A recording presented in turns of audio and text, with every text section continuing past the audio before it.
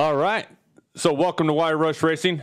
I'm Charlie Hawkins. With me I have Vince Tantone. Vince Tantone. Vince, welcome to the show. Glad you could join us today. Thanks for having me. Oh, man, you've had a fun, I guess last weekend was quite the adventure for you. It was, yeah. And that's kind of be the premise of our show, which is the Rev Limiter and just hard enduro. And got some of the top guys in the sports joining us today. So obviously we have Vince, who raced last weekend. He is kind of he's new to dirt bikes, but he's found a passion for off-road and hard enduros when it comes to that. So because you've raced a few already, right? This isn't your first. This is my second year that I went down to the Rev Limiter. You did the Rev Limiter, you did a few out further east as well? Yeah, I did the Bad Medicine at Fallen Timbers in Ohio last July. Okay. And that was a trip, man. That was I went down there with 2 hours on a brand new bike and tore it up. So there you go. It's the only thing to do there. and then later on in the show we have Quinn Wetzel joining us.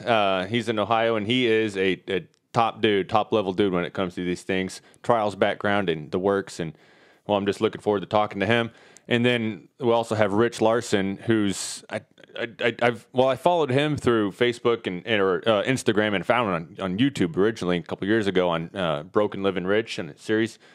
He's a magician on that bike. He's got some Jarvis style when it goes. I don't know. Have you seen his stuff at all? Yeah, some of it. Yeah. So they were both there at the Rev Limiter as well. I'm super forward to talking to them, getting their input, and just how the weekend went and what their plans are for 2019, and finding out a little bit more about them in the past as well. Absolutely. But first, you. So I guess I first met you, what, two years ago, maybe? Yeah, something like that. Probably late 2016. Yeah, and at that time you were not new to motorcycles by any means. Correct. But you were definitely new to the off-road racing scene. Yeah, absolutely. I started. I'd been on street bikes on cruisers and things for years, and kind of got into the adventure bike thing in 2015 and 2016, and then that kind of just rolled into dirt bikes, and I decided to buy a dirt bike, and I got out in Chadwick with some crazy hooligans, and ended up they told me I should go to a race, and I didn't know anything about it, and here we are. It seems like people that go to Chadwick, and they're new, they go one of two directions. Yeah. They go of like, this is awesome, I love this off-road riding things, or like, not for me. Yeah, never going back. And you took the hard left and like, we're doing it. Yeah, awesome. I went all the way. So. And then not only did you go all the way, but you said, I want something like Chadwick, but I want the hardest stuff continuously. Yep. And that's kind of how I've known you is you've never been afraid of a challenge. No. Right. Yeah, I'll try anything. I've always said I'm really good at crashing. So there you go. So that's, and then so how old are you, Vince? I'm 38. You're 38 years young. All right. Yeah. And then so you're solidly in the vet class. So you what class do you race in?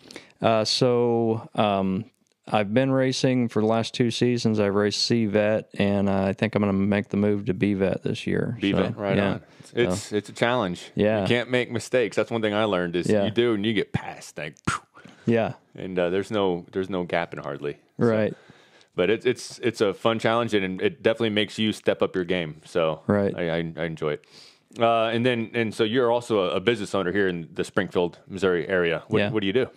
So I have a home inspection company called Urbane Fix, and that's what I do full time. I've been doing it since 2015, and inspecting houses and all kind of stuff like that. So right on. So do you do anything like beyond inspections, or it's just you guys strictly do you do appraisals or anything like that too? No, just home inspections. We have a long history of remodeling and commercial construction and residential construction, and then we moved into the home inspection thing in 2015 after doing some other stuff, and that's just kind of where I landed, and it's working really good for me, and it gives me the flexibility to do stuff that I like to do. So right on.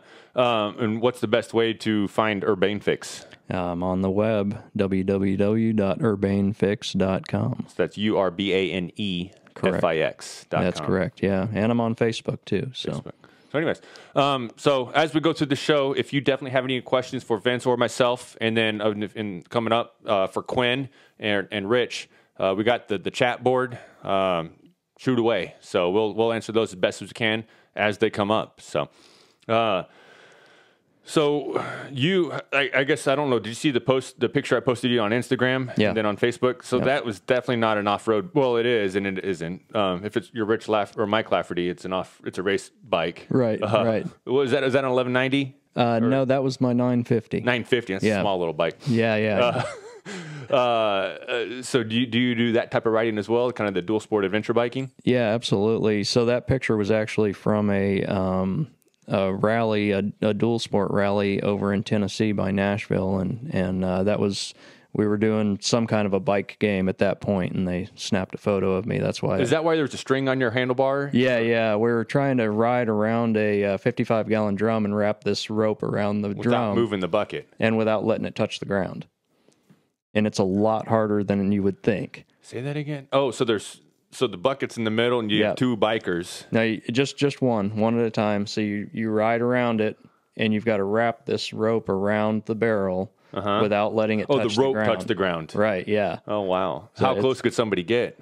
Oh, there was a couple people that did it. Really? Yeah, they managed to do it, but amazing. I failed over and over. There you go. It's only one way to learn. That's right. Cool. So, and then what's the furthest trip you've taken on that bike? Or any bike, I guess? Man, let's see. I did the Nashville trip a couple times on the big bike. Gosh, I'm trying to think what else I did. No Alaska trip for you? No Alaska. No. I'd love to do it, but I just don't have that kind of time. And then back when we did the cruiser thing, we did some long trips. We went all over the place. You've done like the Harley thing too? Yeah. Oh man. Yeah. So you're going from like these big heavy bikes to smaller and smaller. Next thing you'll be like on the moped or something. Right. Yeah. On full blown trials bike next. I guess. There you go. Yeah. So I guess now, because it seems like you're riding tastes change every. Well, what would you say your cycle is as far as changing of styles? I've just gone more and more off road. Yeah. Is that because of other people, or your tastes have changed? Like more of a safety thing for you, or? I think a little bit of both. I got in a pretty bad head-on collision on actually the bike in that picture here a couple of years ago, and ever since then, I was already solidly into the off-road thing, and man, after that, I just kind of lost my taste for street riding, I'll be honest, and I still do sometimes. I still got a big bike, an adventure bike, but I spend most of my time off road, and I just really love it. That's where I like to be. I'm there with you. I lived out in California, and I had a dual sport, and I came across way too many accidents, and I'm like, I'm selling it. Yeah. And I've been happy with that decision, and I'm like, trees, if I hit them, it's my fault. Yeah. And nobody else to blame. That's right. So we got a question from, he retracted his. Dustin, why'd you retract it? Well, his question was he wants to try to schedule inspection. Is now a good time? Hey, anytime's a good time. Just get online. There you go. Oh, you can schedule them online even? Absolutely, yeah. Get on the website. So yeah, schedule it right now. Not for right now, but go ahead and schedule it. Oh, I'm sure it was Dustin. He says it was an accident. Yeah, okay. Very good. Awesome. So one question I kind of like to ask a lot of my come in here guests with me is, it's like, hey, we got a Saturday, not a lot going on, wife and kids are out of town. Let's do something on our bikes. Right. There's a race you could go to. You could head down to Chadwick. What's your weekend? What's it look like? Man, most of my Saturdays I usually catch up on stuff around the house. And No. There's no catching up. That's all caught up. You're on your bike. You got you got a bike. You can pick one of your mini in your stable. Okay. And what are you doing? So on the bike on a free day, man, I'm probably going to be in Chadwick or out at HHR and probably trying to hunt down the gnarliest single track I can find. Okay. Yeah. So it's you want to be at a hard enduro, it sounds like. Yeah. Or you want to be trying to simulate your own hard enduro. Yeah. And that's pretty easy to do around here. Oh yeah. Oh, for sure. Because it's hard for me. I know for me at least, like racing, I do a lot of it because I can schedule. Yeah. Like those races are on schedules. Yeah. So that's what I do a lot of. But yeah, I really do enjoy just getting out and finding challenges. Yeah. Oh, I got Mark Cook here with us. Woohoo! Mark. Best way to spend a Thursday. Irish racing, absolutely, Mark. And for those of you that don't know, Mark is the madman, and I've determined he is somewhat of a madman. Yeah, he's crazy. Behind Rev Limiter. So, Mark, thank you for joining us today. Hopefully, you enjoy the show. And so you've kind of mentioned something about your bike. You said your first bike was right before you went to the Bad Medicine. Out where was that in Ohio? Where's that? Yeah. So Little Hocking, Ohio. Yeah. What bike do you have now? So now I am riding the 2019 300 TPI KTM. So the fuel injected 300 two-stroke, which is absolutely fantastic. It is. Let me think here. So I was in the process of kind of transitioning from my 250 two-stroke 2007 to my 2017. I was kind of in negotiations on the price and whatnot. 250 XCF, right? And I rode your bike at Chadwick. I didn't ride it long. Yeah. But I was like, holy cow, this bike is sweet. It is. Mean, it's fuel injected. I think you may have said that. A fuel injected two-stroke, right? And those are still kind of a novelty bike. You don't see them around just a lot. So when you see it, you're like, hey, cool. Right. And so, yeah, I said, hey, can I hop on? And I've been trying to make a review video of that, like, forever. I don't think it's ever going to come out because I just haven't gotten to it. Yeah. It's kind of way back in the burner somewhere. Right. But that bike was awesome. And, like, just how it just had power, smooth, consistent. Yeah. I think for what you're doing or what you're wanting to do, it's an awesome bike for that. It is. And because I know my two-stroke, I had to, coming out of corners and whatnot, I had a lot of clutch and just kind of get RPMs up and just, keep power. Right. And I did the little turn track we have there right next to the parking lot. I was like, I don't even need to use the clutch hardly. Yeah. It's not like, and there's no recluse on it. Right. Right? Yeah. And it was just had that kind of just the grunt that you could do it. Yeah, it's almost a 4-stroke. Yes, it is. So I liked it. It was an awesome bike. I love it. And a little slightly jealous. Yeah. Have you had, I guess, so you bought, I guess that's the second year of the fuel injected? Correct, yeah. So have you had any new bike, new design issues with it? I haven't had a lick of trouble out of it. I bought it outside of user error. Yeah, well, that doesn't count. So. Yeah. I mean, it's stood up to everything I've thrown at it. I bought it in, I guess, June or early July of last year.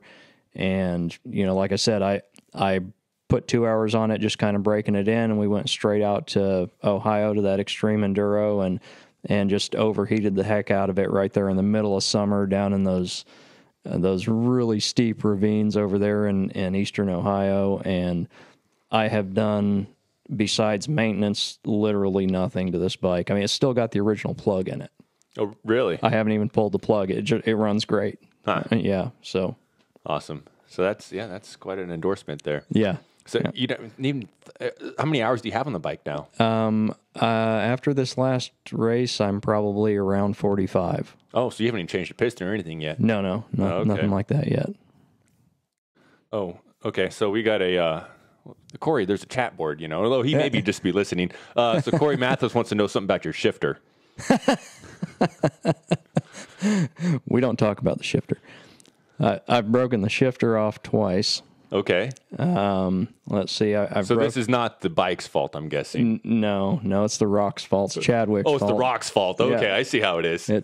I'm going to blame one of those times. Let me see. So one of those times was at Lou's place, first race of the Hillbilly GP Series this year. Dude. In the creek bed. In the creek bed. Okay, I was like, that's not a hard place. Yeah. But there's one area that is a pretty significant challenge. Yep. So, fair enough. Yeah, broke it off there once. Where'd you break it at? Like at the where it hinges, or at the pivot point, or somewhere in between? About an inch in front of the pivot point. Oh, so you really couldn't shift then? Yeah, so I was done. I was stuck in first gear, and it kind of set me back for that race. So yeah, that's a tough gear to be in. Yeah. If I was in a second or third, is where I'd want to be. Yeah, if I was in second, I think I tried to finish the race, but I just couldn't get it out of first gear, and I gave up. And then the other time it's probably Corey's fault. Of course. At Chadwick. So okay. I'm going to blame Corey for that. Because you were following Corey somewhere. Yeah, that's right. Shout out to Corey for breaking my my shift lever. There's I went riding there with Taylor one time, and he damaged more stuff on my bike because I saw him do something. And I said, like, you know what I'm talking about, Taylor Holland? Yeah, he's very skilled, right? Guy. And I was thinking, yeah, I can do that. And I can. I'm like the third or fourth try is finally where I can do it. And so yeah, I'm bash pipe in the works. I mean, it was not a cheap day. For me. But yeah, social media. Do you partake in that world or that stuff at all? Or yeah, a little bit. Of course, I'm on Facebook and I'm on Instagram at the Moto Beard. The Moto Beard. Why? Who knows? I don't know. Stand out from behind that microphone a little bit. Let's see it. Oh man. So yeah, actually, the only thing I got a kick about is so I know you have a brother. Yeah. I've met him since, but I didn't know like who your brother was. Yeah. And then one day I saw, and I knew his name. His name's Chris, right?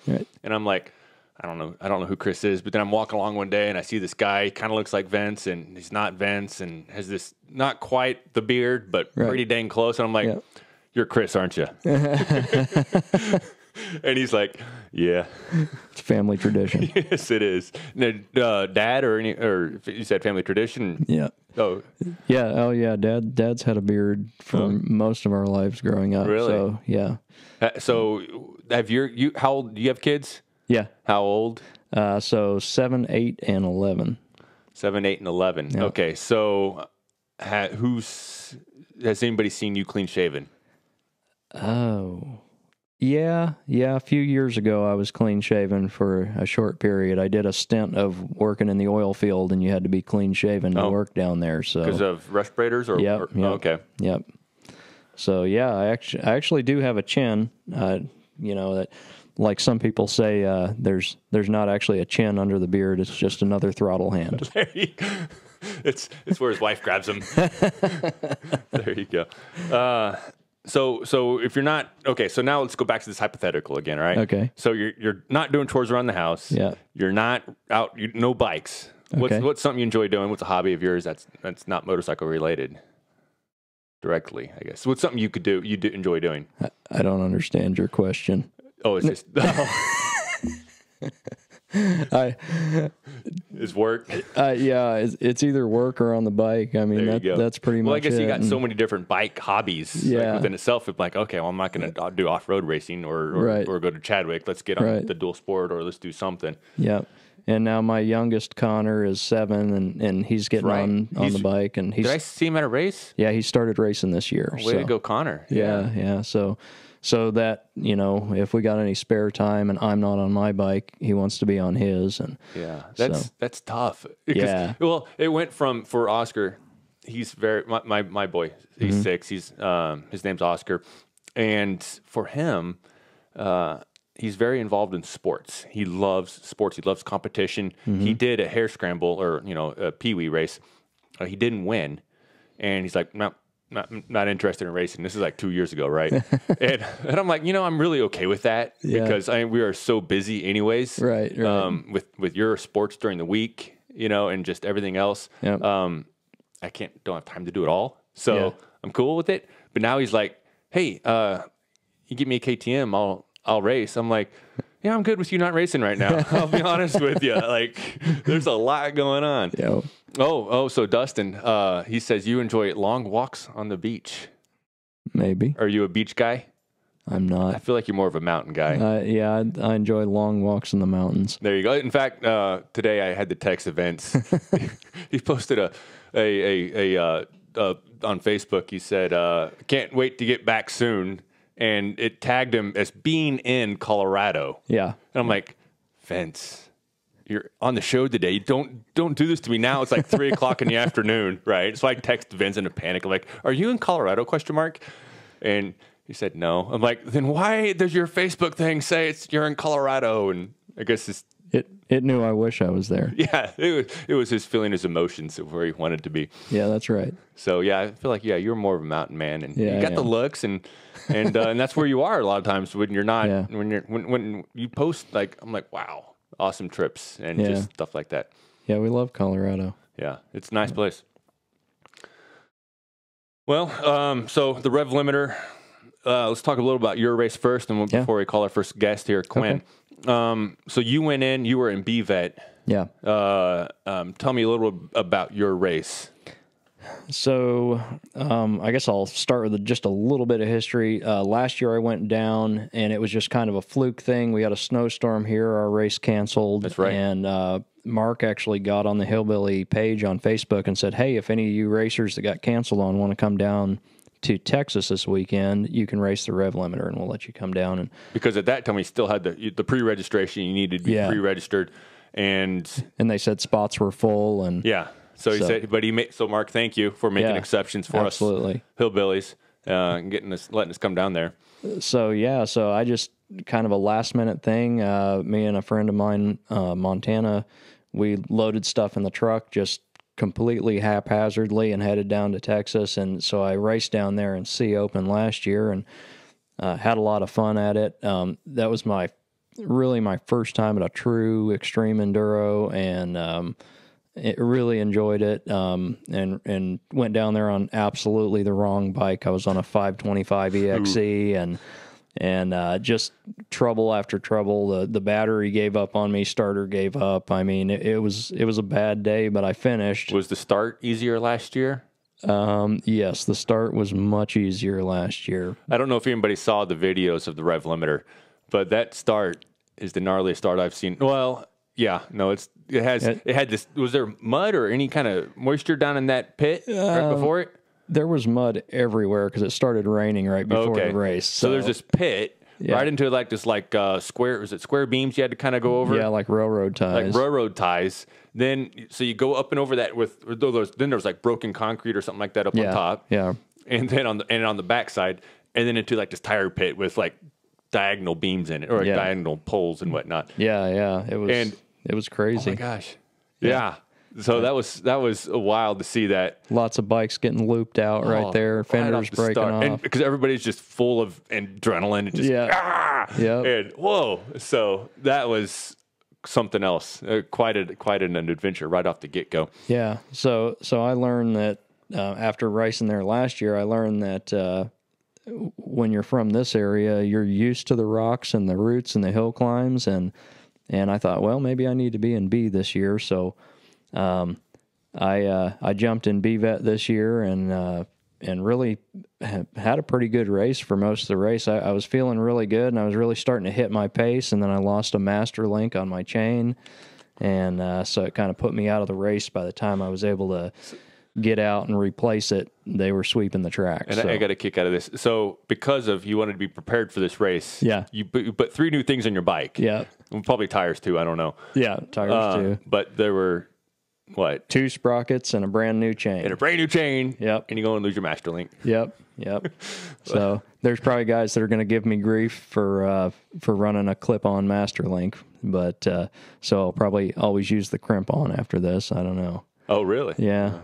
I've always ran a clip, and I've never had any trouble with it, and but I lost it this time. So I guess. So Mark says that first obstacle was called the Red Bull Texas 2-step obstacle.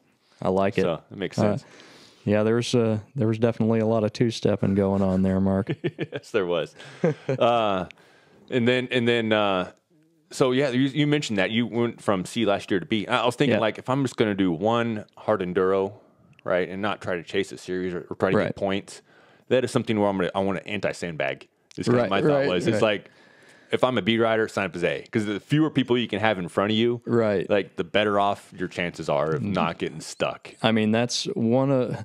I've said it before, and I'll say it again. One of the hardest obstacles in an extreme enduro is the other racers. Oh, absolutely. That's what my friend Rusty, he got taken out. By a ghost rider.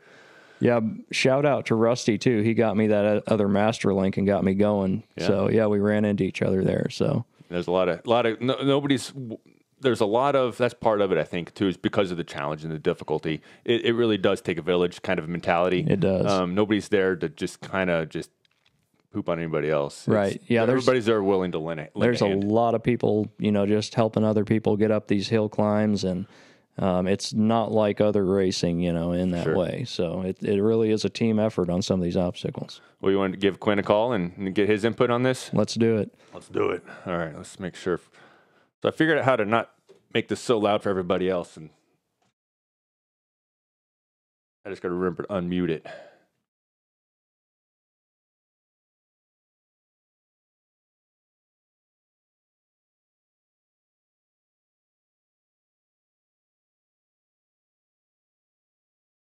All right, now we unmute, and now we wait. So, all right. So yeah, we're calling Quinn Wetzel. He lives in Ohio. Oh, is this Quinn? Hello. Yep. Quinn Wetzel, welcome. This is Charlie Hawkins. I'm here with Vince Tantone. Hey, Quinn. And welcome to Enduro Talk. Yeah, how's it going? Thanks for... Oh, absolutely. So, Quinn, now I tried to do a little bit of research on your background and whatnot. Fill us in a little bit about what's your history when it comes to previously, prior to hard enduros and this extreme race stuff. What have you done in the past? Yeah, so basically, kind of my background comes from trials. I started riding trials in 2007 and kind of focused on that pretty hard ever since, up till present. And that too, and did motocross and GNCCs before that. But you did, so yeah, basically. So you have some of the speed background as well in the motocross and GNCC. Yeah, definitely. I mean, I started out in motocross when I was 3 and did that and hare scrambles all the way up until I got into trials and on some GNCC seasons as well. Did Loretta Lynn's and stuff.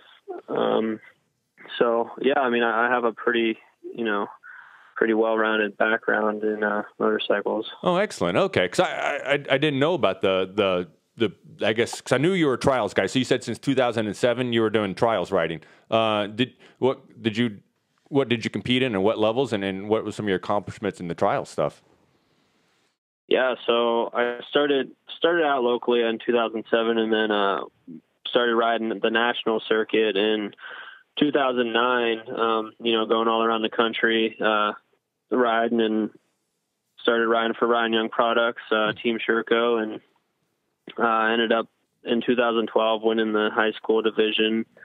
And then in 2015, I won the expert class championship, which is the step below pro. And then in 2016, I moved up to the pro class and rode pro trials for the last 3 years.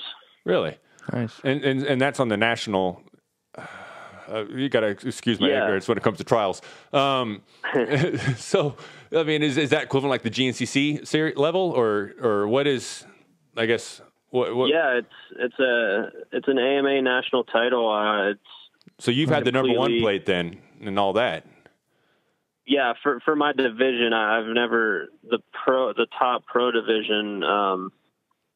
My best finish has been a 7th, I believe, for the year. But yeah, so for high school class and expert class in those years, I had a number 1 plate. Right on. So awesome. So what got you? I mean, it sounds going from one to the other. It's pretty big in my mind, at least. That's a pretty big jump or change in direction. Sure. What got you in the trials and when you started?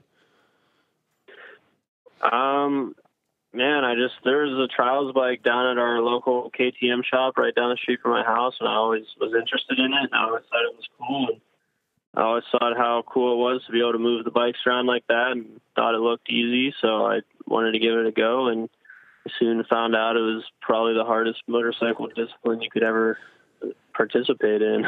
Absolutely.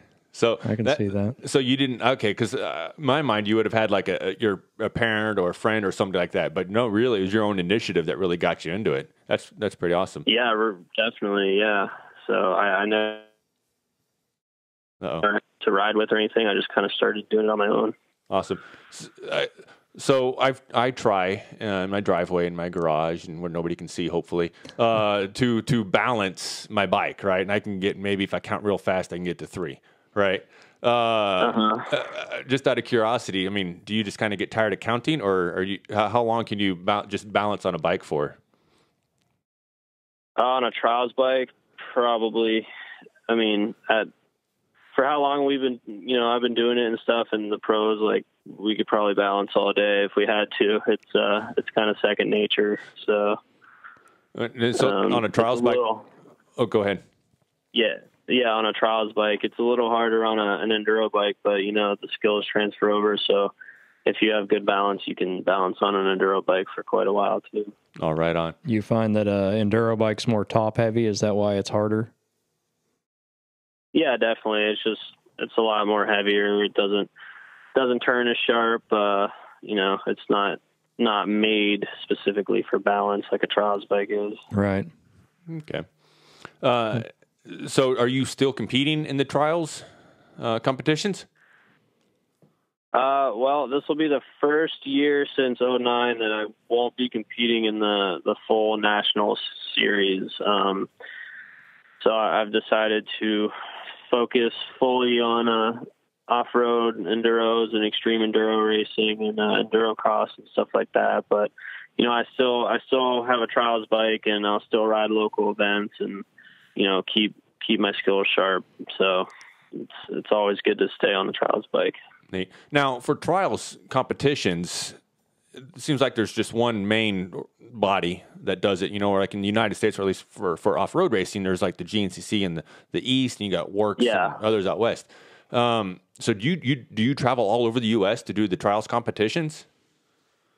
Yeah, it's all over. I mean, I think in 2016 we went from Florida to all the way up to Oregon, to Colorado, Rhode Island. I mean, it's the whole entire U.S. You put on the miles. I guess you're not probably taking like the factory semi truck to all these things. Do you have like a Sprinter van, or what do you take? Well, when I was competing in trials full time, we had a bus, nice. Not like a full size bus, but it was our Sherco Team Sherco RYP bus, and we pulled a trailer, the team trailer, and kind of everybody that could fit piled in the bus and drove cross country, and did that every year since 2010. So awesome. And then, so of the places, like, I guess there's probably quite a variety of terrain. So what's some of the, do you kind of have to, I guess, plan things differently? Because you'll have, I guess, probably more traction because it's a little drier and whatnot in California. They may have down like in Rhode Island where it's a lot more humidity and whatnot. Is that kind of something you got to plan for, or like take different tires to, or what do you do as far as that goes, and just these massively different geographies? Yeah, I mean, not really. Like, we use the same tires for every round. The only thing you can kind of plan for is maybe jetting, like altitude and stuff. But in terms of, dry and grippy, it's just being able to, handle whatever terrain they throw at you, basically. Yeah. Where's your favorite place to compete at for trials? That's a tough one. I'd say probably somewhere out west, like California, Southern California or Arizona or something like that. Always has really fun rounds because the rocks are huge and they're basically made of sandpaper. So it's kind of like you have superpowers out there. You can stick to the rocks and stuff. So probably somewhere out there, I'd say. Yeah, I did. So I lived in Fresno for a while, and in Fresno, California, and I got into rock climbing out there. And you don't do, like, around here at least, there's a lot more, it's sandstone and cracks and stuff like that. Out there, it's just these huge slabs of rock. And you pretty much just got to kind of gecko up the sides of these things. And that is a trip. Yeah. But you just got to kind of trust, kind of like you do with your tires. You got to trust your shoes to just kind of stick to the rock. And you find these little quartz, little nubs. And you're like, oh, man, that is so, like, relieving when you find this little quartz nub. It's like you feel so secure. But yeah, you're right though. It tore up my hand. So I could imagine the kind of traction you would get with a dirt bike out there. And so yeah, that's pretty cool. So you were at the Rev Limiter this past weekend, and you were one of the guys I've been rooting for. I first kind of I would say I discovered you, right, Quinn? I think last year at the Grinduro. Is that the right name for it? Or Graham Jarvis? No, not the Grim Possible. Grim Possible. Grim Possible. Yeah. Sorry. Yeah. I got a kick out of it. There was like names. Say that again. Oh yeah, so those two events have similar names, but yeah, it was the Grim Possible. The Grim Possible, and And for me, that was just a totally kind of weird and wild new event that I've never even heard of. And Yeah, that's awesome. Seat Time was kind of advertised. I'm like, what's this? And so so here's this number 5 guy, you know.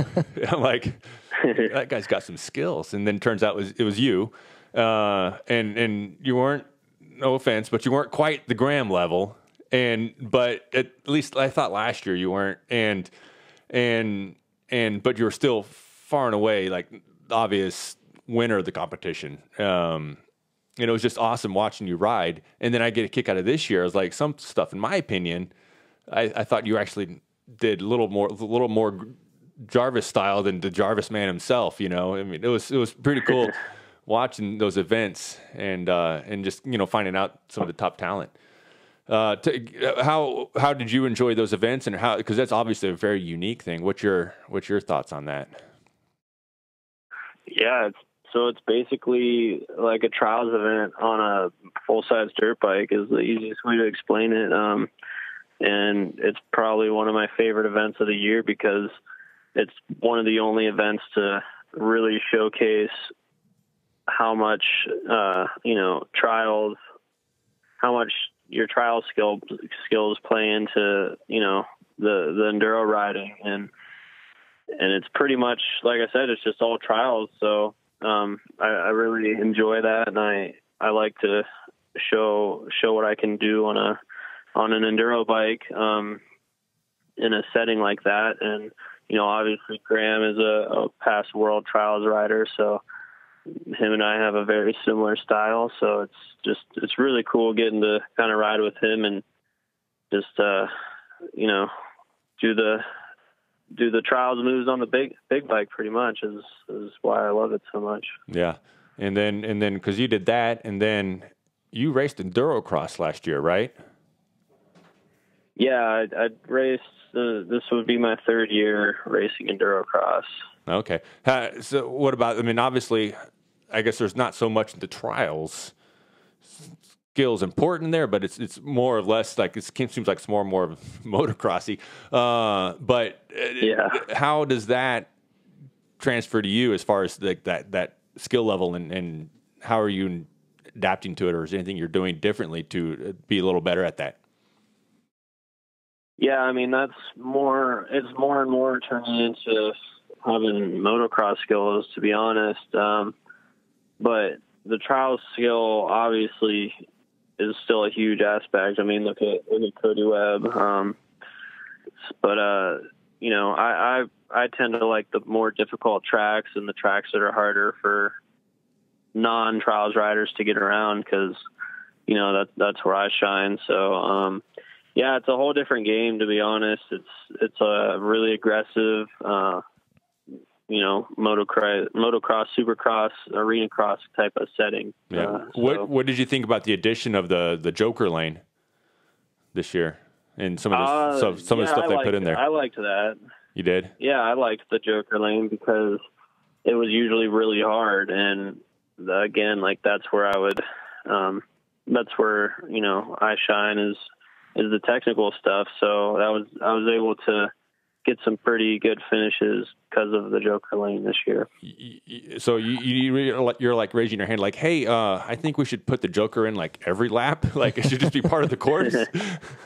Is that you? Yeah, well, yeah, kind of. But I mean, so like this year, the year before they did it only in the main events, and then they decided to throw it in the heat races, and then they decided it was too hard for a heat race, and so it got really confusing. In one race, I ended up not taking the Joker lane because I didn't think we had to, and then they said we had to, and I got disqualified. So, Oh man, it adds a layer of confusion to the whole thing for sure. For sure. So this last weekend, you were at the Rev Limiter. You were number 5. If the Instagram photos and all that stuff, if you see a guy just doing amazing stuff, you don't have to, so Vince never raced you. You don't do the first race, the amateur race on Saturday. There's 2 races on Saturday. You do the second race though. How was that race? And because that was probably the easiest race for you as far as the challenging aspect of it goes. How did you do on your first race? And did you have any I guess, major issues you had to try to fight through on that first one? Well, the first one, yeah, like you said, is probably the easiest. It did end up being my best finish of the weekend. I qualified 4th behind Cody, Wade, and Mario Roman, so I was pretty excited about that. But yeah, I mean, as far as, you know, fighting through stuff, it was really cold. It was not the greatest riding conditions, and man, my hands got so cold the first it probably took till I was about 3/4 of the way through to start feeling like myself. And you know, it's the first ride of the weekend, you get some arm pump and then mix the cold in with that. I felt really I just felt really awkward. I felt like I had huge winter gloves on when I didn't, and it was just hard to feel the controls and the throttle and the clutch and stuff. So I was kind of nervous because I didn't think I was doing too well. And then about halfway through, I just kind of hammered down and got around a bunch of people that started in front of me. And I started 12th or so and was the 4th guy through physically. So, you know, as soon as I came through, I knew that I was going to have a pretty good time. And but I knew, you know, Max and Kyle and Tristan Hart and all those guys were behind me as well. But, you know, I ended up edging them out and got 4th in the first qualifier. Did you guys, so in that race then, you started, 5 in a row or something like that, like an Enduro style, or how were the starts? In the first race? Your first race, yeah. Yeah, it was one at a time with probably 15-second intervals, because it was all timed. You know, it wasn't racer against racer. No, so it was like a time trial. Your start position. Yeah, they took your start position from last year and let you go one at a time. So there's about 11 guys in front of me. No, right on. Okay. Yeah. So the biggest challenge then was for you, I guess it sounds like the cold for Saturday. Is that pretty well sum it up there? Yeah, that was my challenge all weekend. Honestly, it was quite miserable, the conditions. Yes, it was. So you live in Ohio though, right? And is it? Yeah. That's correct. Are you out riding at all? I mean, currently, because I mean it's not warm up there, is it? As far as I know, it's pretty crappy. I'm still in Texas right now. Oh, you are? Right on. Yeah. So, but I mean, you know, just because I live in it, I guess, doesn't make it that much easier to handle. Doesn't make it bearable. Yeah. Still sucks.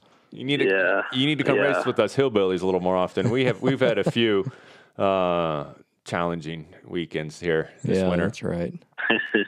They did though. We were supposed to race the weekend of the Rev Limiter again, but we had about not quite an inch of snow on the ground here, so they did cancel it. So we're not quite that tough. We're not sometimes as tough as we want to be, but it got right. We had a race a few weeks ago where it was mud ruts.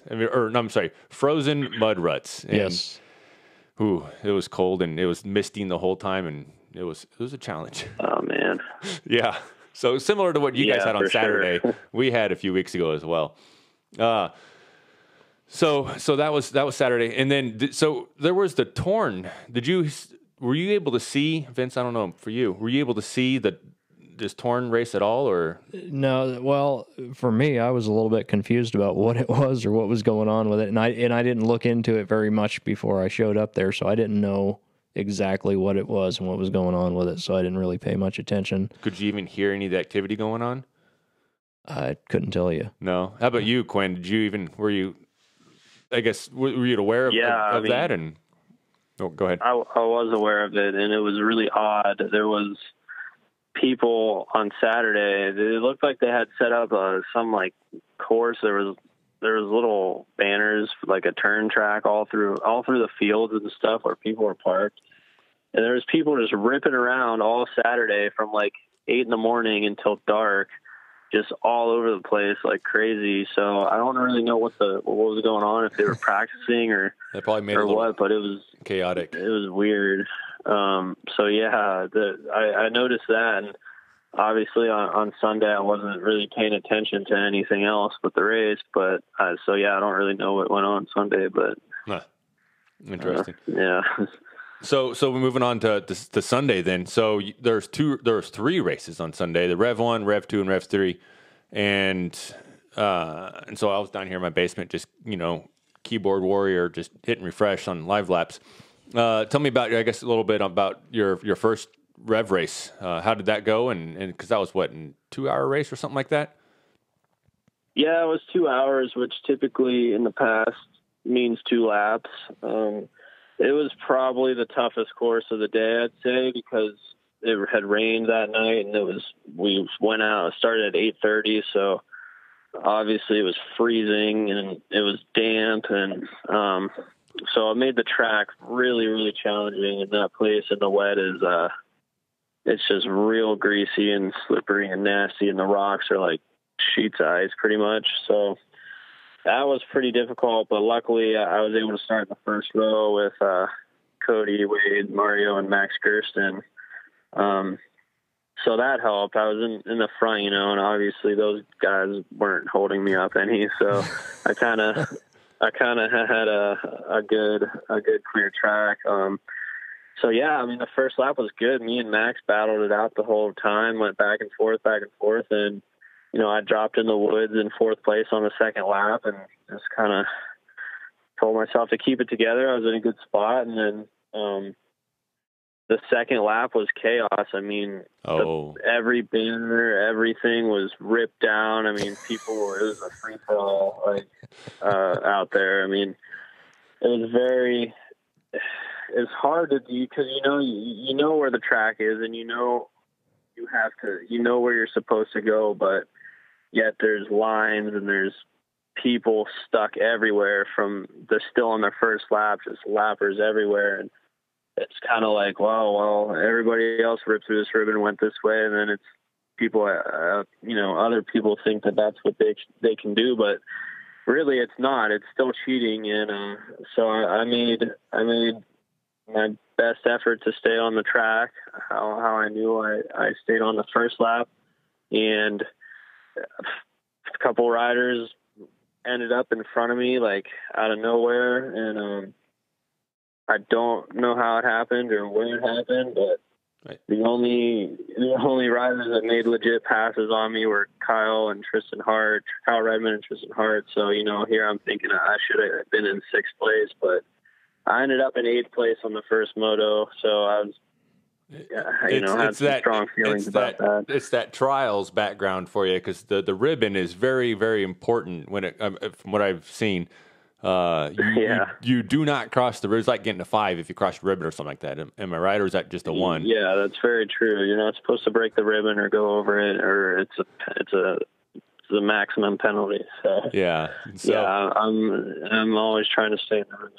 So yeah, you got that hard grain, didn't you? So that makes sense. So was there on your second lap? Was there people like in all in the way there, or were you lapping people still, or was it just chaos? Or I guess did that add to it? Oh yeah, it added to it. I mean, there was dudes stuck like not even a quarter of the way into the track. The second lap, so there's just people laid out everywhere. And I mean, it's a really gnarly track, so you kind of expect that. But so yeah, I mean, it's kind of like there's just people laid out everywhere, and then the people behind us, because all the top guys go the first lap, they go the way they're supposed to. That's not a question. It's whether it's the next lap when all the people behind kind of rip down the ribbon and think that they can just go anywhere. And so then it makes for the next lap, it makes it really confusing as to what you're supposed to do. So yeah, it was just chaos out there, like I said, and I ended up getting in 8th place. So I was pretty bummed about that, but just kind of put my head down after that and tried to focus on the rest of the day. Now, coming into this race, did you have any expectations of how you would finish? Or I mean, go ahead. Or was it kind of like the getting the 4th on Saturday really kind of make you think that fourth is where you should be? I mean, I guess I don't know if that's a fair question or not, but Yeah, no, definitely. I definitely was.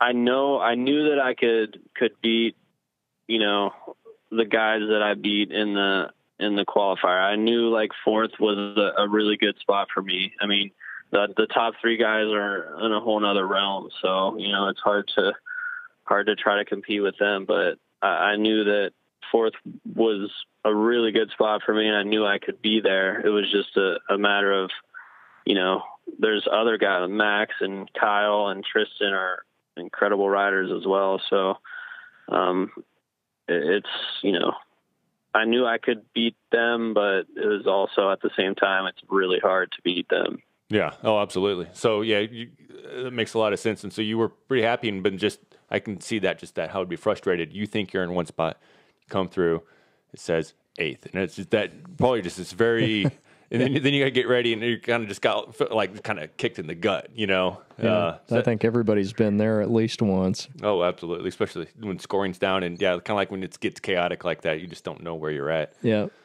So then you move on to Rev Race 2. Rev Race 2 what was the starting format for that race? It was the same. So it's all, you start in the first row, the first five. Like an Enduro, same as the first race. Okay. Yeah, so I started with Cody, Mario, Wade, and Max. And that race was the same course with a couple added skill sections, a couple harder sections added in, and they took out a few sections too because, like I said, it was just absolute chaos, and I think it was for the better that they shortened it a tiny bit. But for everything they shortened, they added a harder part. Oh, fun. Thank you, Mark. We got a question here from Emmons Racing. Quinn, what's your biggest riding tip / advice for us? Because riders, for us B/C riders to progress. Biggest tip for BC riders to progress in like the extreme enduro setting? Yeah, I think that's a fair question. We'll go that direction. I mean, yes. Yeah, so people ask me this all the time, and my answer is the same all the time. Get a trials bike, practice trials. There's no other magical way about it. That's where you learn your skills. That's where you learn to control the bike. The proof's in the pudding. Cody Webb, Jeff Aaron, David Knight, Graham Jarvis, Johnny Walker, everybody. Quinn Wetzel. Top. Yeah. Rides trials or has ridden trials. Billy Bolt, Taddy Lazuziak all started in trials. So yeah, they did. It's really not a secret. So that's my advice. And, for sure, I mean, you don't even need to have a new one. So any kind of trials bike really boosts your skills. Yeah. And a lot. I feel like this is a good time for me to just step in and say, if my wife is watching, Lisa, you heard him. He doesn't have a choice at this point. I have to buy a trials bike. Sorry. Yeah. So that's it.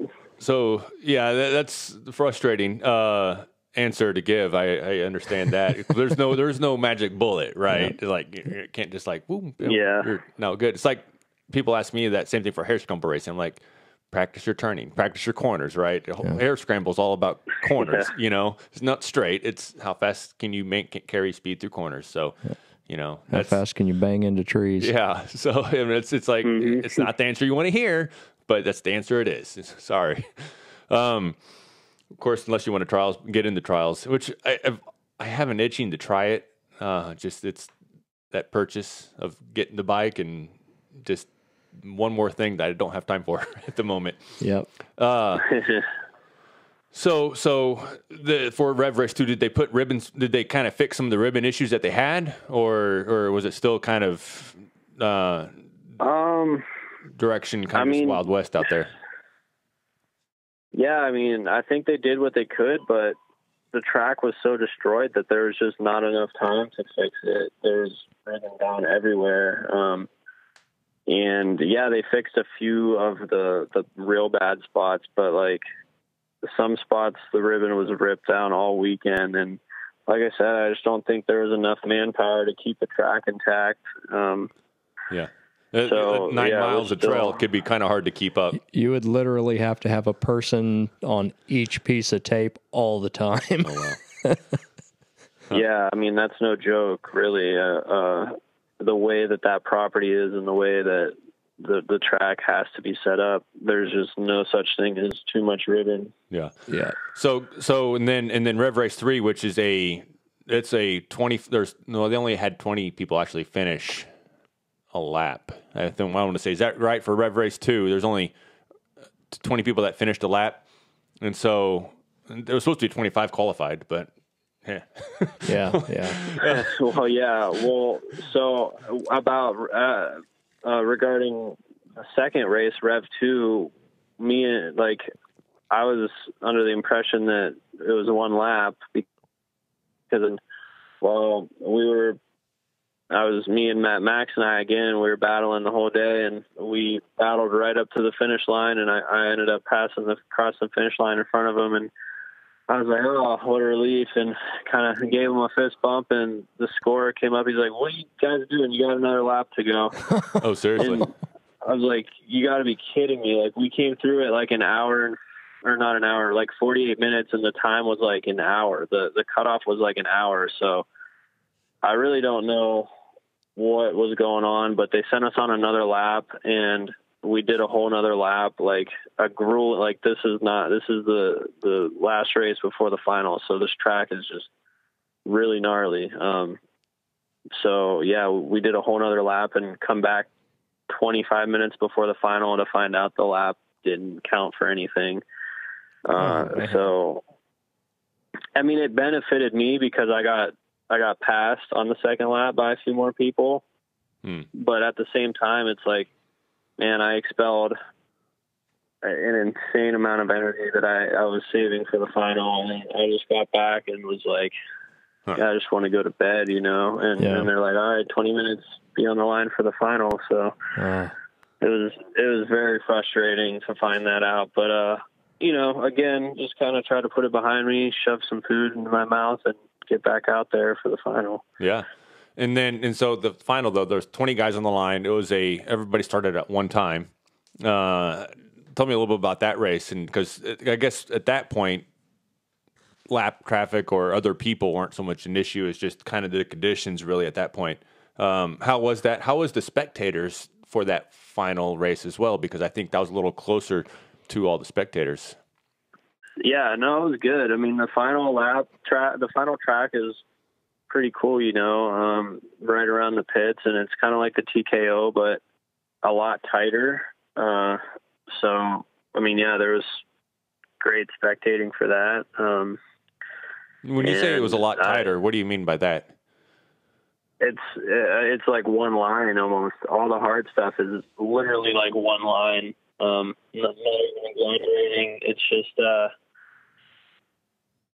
it's tight, you know. You're just waiting for the person in front of you to get out of the way, or whatever, or vice versa. It was whereas TKO, you know, you can ride 5 bikes wide in the creeks and stuff, but it's super gnarly. It's not unrideable, but it's really gnarly to throw 25 guys at it right off the bat. You know what I'm saying? Yeah. So. And then how did you finish up that race? And then how did you finish up for the weekend? So that race, I got off to an okay start and worked my way into I was in 6th or so. And, you know, again, Max and I were together the whole, it was crazy. We battled the whole weekend, but, you guys were like Velcro. You just couldn't get off each other. Yeah. We were back and forth through the whole first lap of the final, and we were sitting on this super gnarly part. Everybody was pulling each other through, and Cody comes through for the second time. So then everybody's like, all right, everybody's working together to get our bikes out of the way so Cody could get through. Like, that's how one line it was. There was literally not an inch to get Cody by because everybody was in the way. So, but yeah, so then we got out of that, and we were on the last section of Jarvis Falls, and Max was in front of me, and I ended up passing him there, and after that, it was easy to the finish line. So I think they scored. I think they scored it how we crossed the line the first lap, because after that, I'm not sure exactly what happened, but we crossed the line with 10 minutes to go before the checkered flag, and there's no way we were making another lap. So we just kind of cruised out on the second lap and just did what we could. And then some guy just, I don't know if he was a worker or whatever, said, all right, that's it. Like, the race is over. Really? Okay. Yeah. So we got off the track and found out I got sixth place in that race. So I ended up going 8.66 for a sixth place overall in the standings. Interesting. So that was that was the first race of the American Hard Enduro Series this year. It's no longer a fictional series like it was last year. Right. It's the real deal. You're going to be competing in the series. So what's your next race you have coming up for that? I think the next one's in Nevada. I believe that's right. Okay. If I'm not mistaken. So that's in May. First weekend in May. So you got about... I had planned. Yeah, I have a little bit of time. I had planned on doing that. So awesome. And then, so it's because you were, I think I wrote it down here somewhere. You did fairly well. Oh, fifth place in the American Hard Enduro Fictional Championship Series in 2018. I think Jordan, then maybe Nick. I forget, there was a few others. Yeah. And then you missed a few, which kind of bumped you back some. But I'm looking forward to following you this year. What's one that you're looking forward to that's on the schedule? Probably my favorite one is, I'd say, Battle of the Goats down in North Carolina, because it's just hardcore, like true extreme enduro. It's just one long track, and it's insanely gnarly. And I think that's how it should be. So that's probably my favorite one, I'd say, of the series. Yeah. Now I feel like I have to go. Yeah. I see that in the future events. Definitely. Here's one thing I want to ask you. So I got a picture up here on YouTube for people that are watching of you. It's coming up, CF Creek. And one thing, I was looking at the picture, I'm like, hey, wait a second. And then I started looking at your Instagram and whatnot. You don't run a flag or a bark buster or anything on your handlebars. Is that is there a reason behind that? Or, because I would have assumed that you guys would run that, because I don't know how many times it's probably saved my clutch perch and everything else on my bike. Is there a reason why you don't run some protection on your handlebars? Yeah, I kind of thought you were going to ask me that. I've probably had like 10 questions in the last 2 days of why I don't run bark busters, but it's that I actually do run. I run the Aturbi's flags. I broke one off in Rev 1, so I didn't want to look awkward with one flag, so I took it off all the way. But so I do run those, and I do like those, but I don't run the wraparounds, the bark busters, because and you won't, if you look at any of the top guys' bikes, you won't see them on there either. But one reason is because in the extreme setting, you're just tipping over a lot, like slow. You're in rocks, you're in gnarly stuff. There's a lot of just straight tip overs. It's standing still stuff, and the inserts you can hit them off the rocks, and they can jam into the bars and cause a problem with your throttle tube turning. they tweak and they bend up certain ways, and I'm not a fan of that. So they can cause more problems than they can then prevent, is what you're saying then, essentially.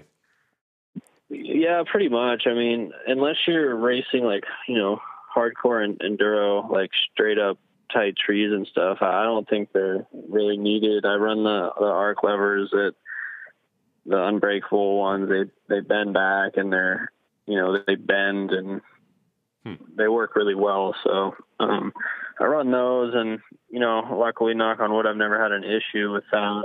But so yeah, that's basically why I don't run those.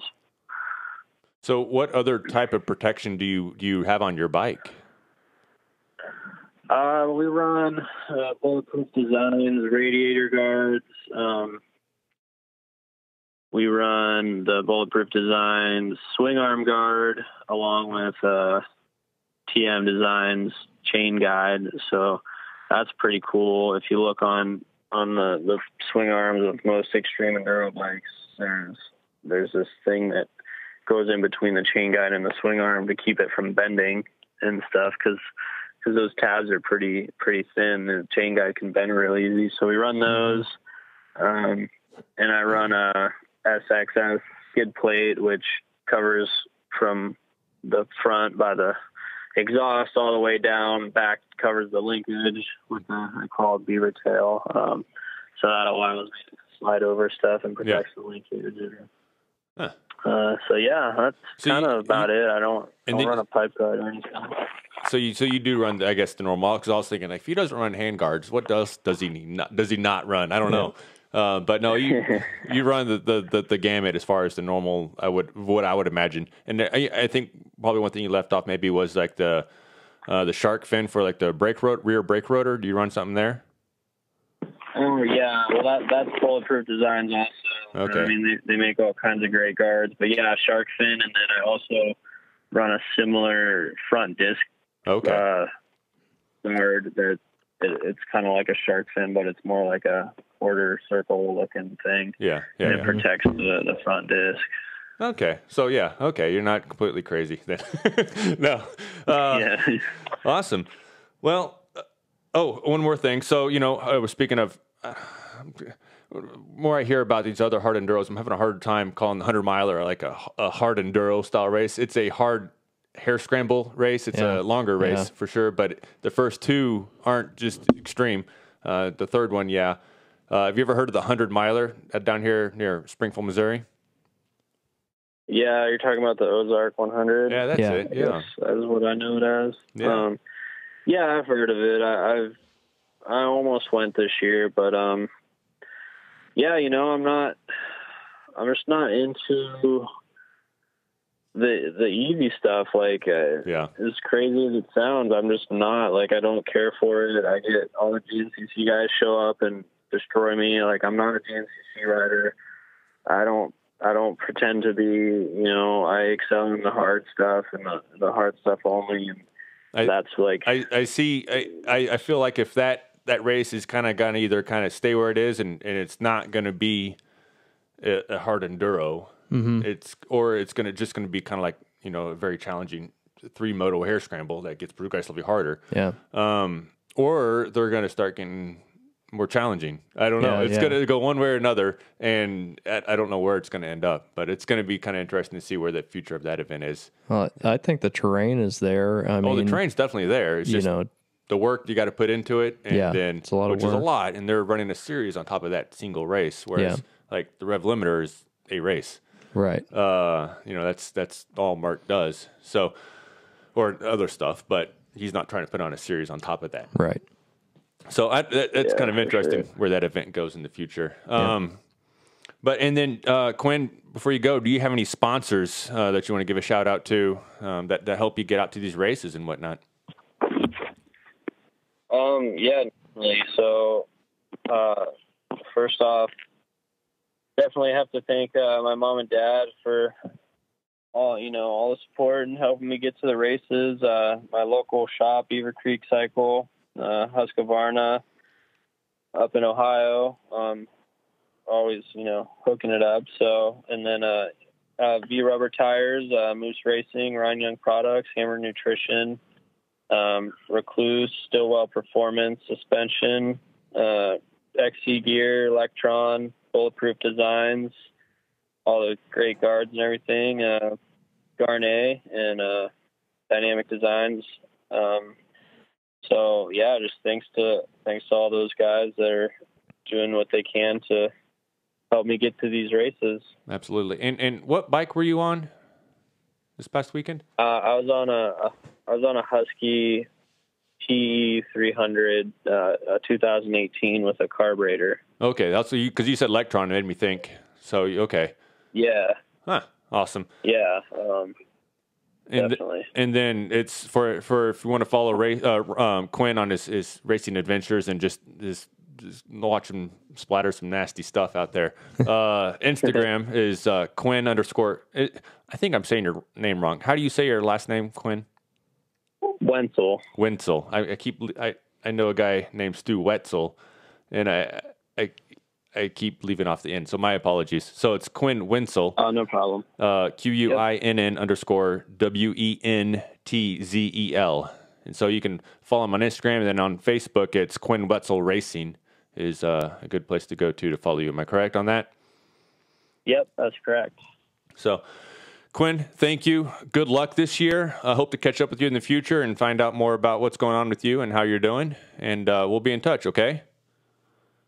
All right, for sure. I appreciate you guys having me on.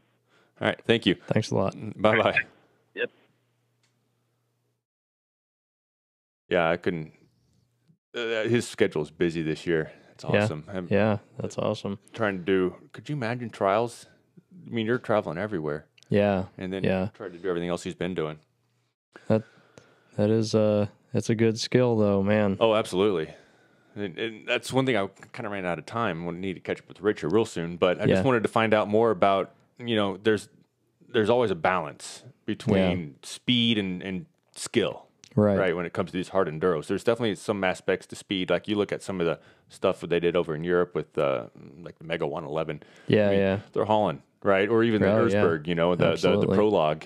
You got to be fast if you want a good spot, And so there's a balance. And I think that's one of the things that was so awesome about the World Enduro Super Series, which they started this year, was it was such a blend, big mix of all the different aspects of enduro riding, and it really showcased the guys that were really good at it. And I mean, that really showed. So now I look forward to following Quinn, and he's going to, absolutely. I think he's really going to do well in that niche. And I think it's kind of grown his name just by being able to get more into these hard enduros and stuff like that. So looking forward to following Quinn and seeing where it goes from there. Now let's call Rich and kind of get the West Coast perspective on this. All right. So Rich, he's out of Oklahoma or Utah. All right, here we are. Let's mute this.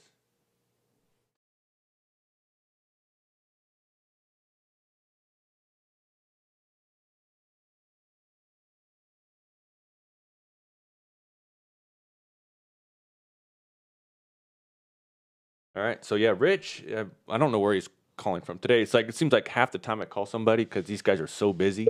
Yeah, they aren't home. Like they're somewhere. Like when I called Thorne Devlin, he was in Alabama at the time.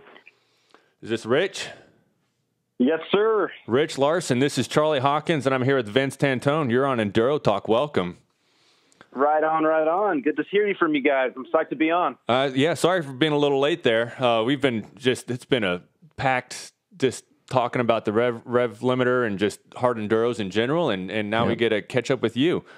I guess, right on, man. I'm pumped. I'm pumped to be here. Let's do it. Yeah, absolutely. So, Rich, where are we finding you at today? Where are you at? So I'm in Salt Lake. That's where I live. Cool. I'm born and raised in Salt Lake City, Utah. So, lived here my whole life and been, hopefully live here the rest of my life. I love Utah. It's super good riding, and especially in the summer. In the winter, it's miserable, but I like it here too much to move. So I don't know. I just kind of handle the winter and try to get as much riding as I can, and So do you do the timber sled thing? And You do the timber sled in the winter? Dude, No. I can't handle that freaking winter crap. I'll be honest. It's so rough for me, dude. I mean, I'd love to try it. I've honestly never done it. Everybody says it's the funnest thing ever, and I don't know, if somebody gives me a free one, maybe I'll ride it. But Me too. Yeah, dude, I'm not. I don't know. They're super expensive, and you put all this snow stuff on and get all sweaty, and then go and freeze. And I don't know, man. I try to stay out of the cold, and travel south for riding in the winter, and try to stay warm. So that's what I was going to ask you. So you're in Salt Lake City. Is it? I mean, excuse my ignorance on Utah, but I imagine Park Hills is up the hill from you. That's big, or not Park City or whatever it's called. City, yeah. That's a big ski area. But what's the weather down in Salt Lake City? Is it snowy as well and cold? Honestly, Park City is only like an hour and 15 from Salt Lake. So,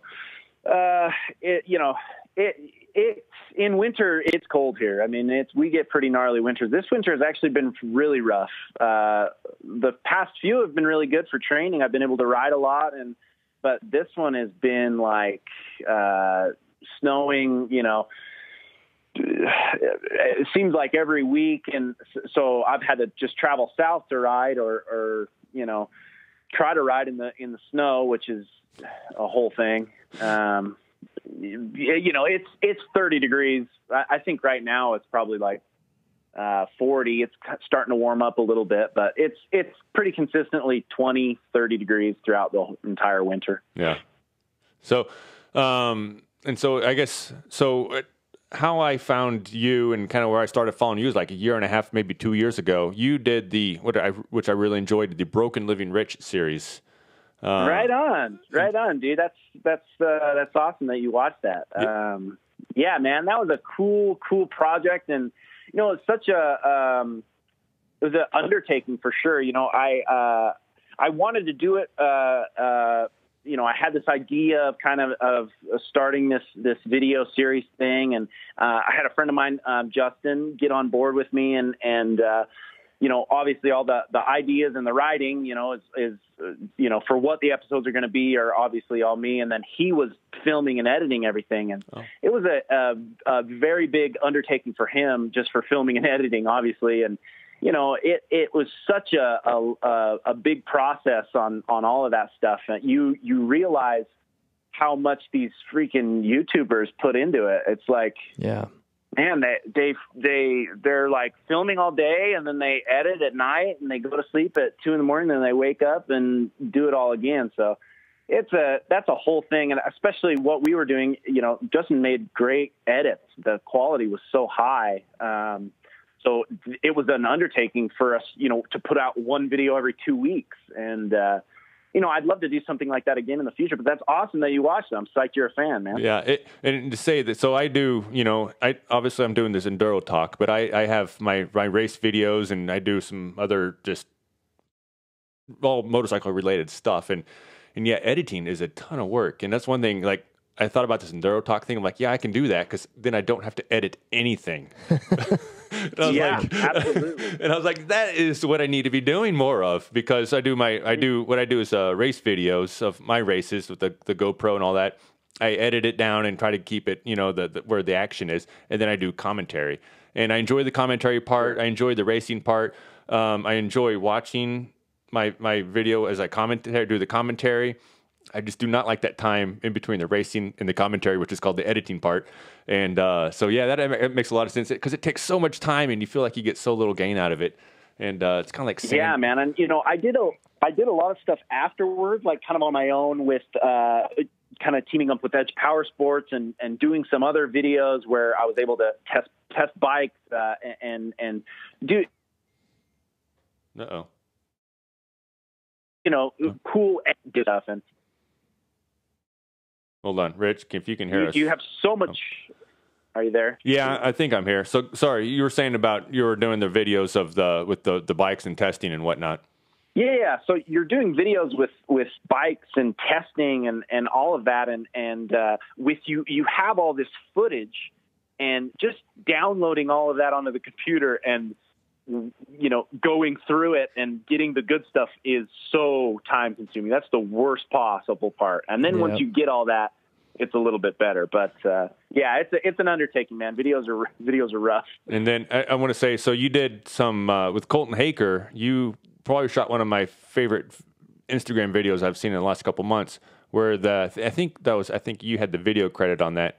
Was that kind of the nonstop shot of him just doing this kind of awesome turn track with some boulders in this boulder field. How was that? It was great, man. Colton and I have been friends for a while. I've been racing in Endurocross for a while, and to be able to go and ride with him, and I've gone over and stayed at his house a few times for a week or two, and riding with him and Jeff Aaron, our 10-time national trials champion from here in America, arguably one of the best trials riders to come out of America. Jeff trains with Colton a lot. So, it's a privilege to go and ride with those guys and train with them. And man, when you ride with Colton or Jeff, it's humbling, man. It's you get a serious slice of humble pie because those dudes are so good on the bikes. It's just like, it's unreal. But, that video is sick, man. Honestly, it doesn't even do it justice. The stuff that he was doing is so gnarly, dude. So gnarly. And I mean, everything was like rutted out. Like, he's hitting these splatters that, he's riding in a rut that's like a foot deep, coming towards this huge splatter. The dude's, he's on another level.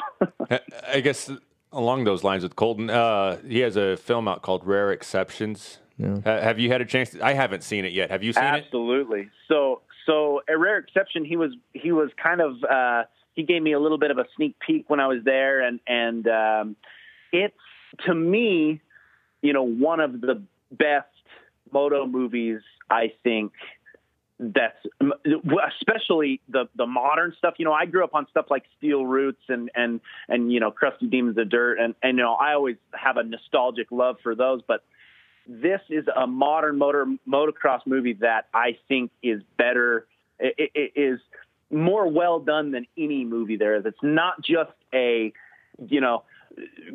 doing big whips like you see in every moto video ever nowadays. Right. It's he's doing like 360s, like a three, not like a flip 360, but like a horizontal, like a tornado twister thing. It's and not only his riding is incredible, but it has a story that goes into the entire. The whole movie goes through an entire story, which is something that I think is needed in the motocross industry. People love to get an in-depth look of what it's like to be the best. Everybody wants to know what it's like, and I think it gives a really good in-depth look to that. I mean, if any of you guys haven't seen it yet, you've got to get it and watch it. It's truly unreal. And I guess being the guy that's supposed to know stuff, I don't. How is it iTunes or what's the format? Yeah, I think it's available on all platforms, but I bought it on iTunes. I think it's like $12 or something, and it's well worth $12. Awesome. And I think you can get it on Amazon Prime, all those streaming platforms. I think it's available. Awesome. Cool. Yeah, I'll be checking that out. So what's a little bit of your background, Rich? I mean, you're riding with Jeff Aaron in trials, and you're watching your skills. Do you have a background in that, or are you? So yeah, man, that's kind of crazy. It's funny how many people have asked me that. A lot of people think I have a trials background because I'm kind of a, I always make sure I'm smooth. I try to keep my feet on, a lot of balance, all of that. But honestly, I didn't ride any trials. I got into the sport of Endurocross in 2009, 2010. And at that time, Jeff Aaron was battling with Taddy. That was like the rivalry. Taddy Blazusiak versus Jeff Aaron. They were back and forth all the time. And, I didn't really have a dog in the fight, but, I always watched Jeff. And to me, Jeff has the best style on a dirt bike. I mean, the way that he downloads a rock section and kind of skims through it, but at an extremely high pace with no dabs is something that I've always thought was, so it's truly beautiful to watch. So for me, I was like, I want to ride like Jeff Aaron, so I kind of copied that style, and then, learning trials type stuff like watching Graham and the top extreme riders, I just kind of copied it. And, a lot of people say, oh yeah, you're really smooth out there. So, whenever I'm doing like an enduro cross, I don't really dab on the first laps or anything. I try to be nice and smooth and keep my feet on the pegs. But, honestly, that usually when people come up to me and say, you're riding really smooth, that doesn't necessarily mean you're going very fast. In my case, I'm usually not going very fast, but I mean, at least I look good. Yeah, well, absolutely. That's what's important. Style. Yeah, that's right. If you can't go fast, you got to look good. So that's what I focus on. So yeah, you said you've been racing enduro cross. I was looking up results from last year. You only raced the later part of the season. Did you have an injury, or what happened for you last year? Yeah, like 2 weeks before the first round, I was actually feeling really good.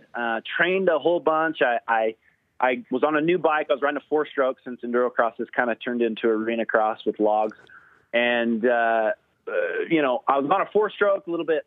I need every advantage I can get. So the 4-stroke really all around bike that can kind of give you consistent power all the time. Right. So I switched to a 4-stroke. I felt really good on it. I trained a lot. Felt really good. 2 weeks before the first round of enduro cross, and actually 1 week before Tennessee Knockout, I took a wreck at a local enduro cross. We have a pretty good local series here in Utah, and I wrecked in the main. I think I was in 3rd or 4th behind Tristan Hart. Tristan Hart was in front of me, and I was trying to keep up, and I was like, stayed really low off this double tire booter, and the landing happened to have tires, which, I kind of always disagree with. It should just be a dirt landing, but happened to have tires, and I shorted it just a little bit and tagged my rear tire, and it bucked me over the bars. I broke my collarbone. Oh, no. And that was, my bike was on its way to Tennessee. I had, my other bike, my extreme enduro bike, was on the way to Tennessee. And so I didn't get a race Tennessee Knockout, and missed all of the enduro cross season, just waiting for my collarbone to heal. I wanted to get it plated, and the doctors were like, no, you better not do that. So it ended up being a length, it ended up being a little longer than I wanted it to be. And then so I just went to the last round, and I don't know, I think I got like 19th or something, but I just kind of rode around and was happy to see everybody. Yeah. So coming up in 2019, obviously you did the Rev Limiter this past weekend. What other races or series, I guess, do you have planned for this coming year? Well, for me, the biggest thing is trying to focus heavily on the extreme enduro stuff now. Honestly, this is my Rev Limiter was like my second extreme enduro.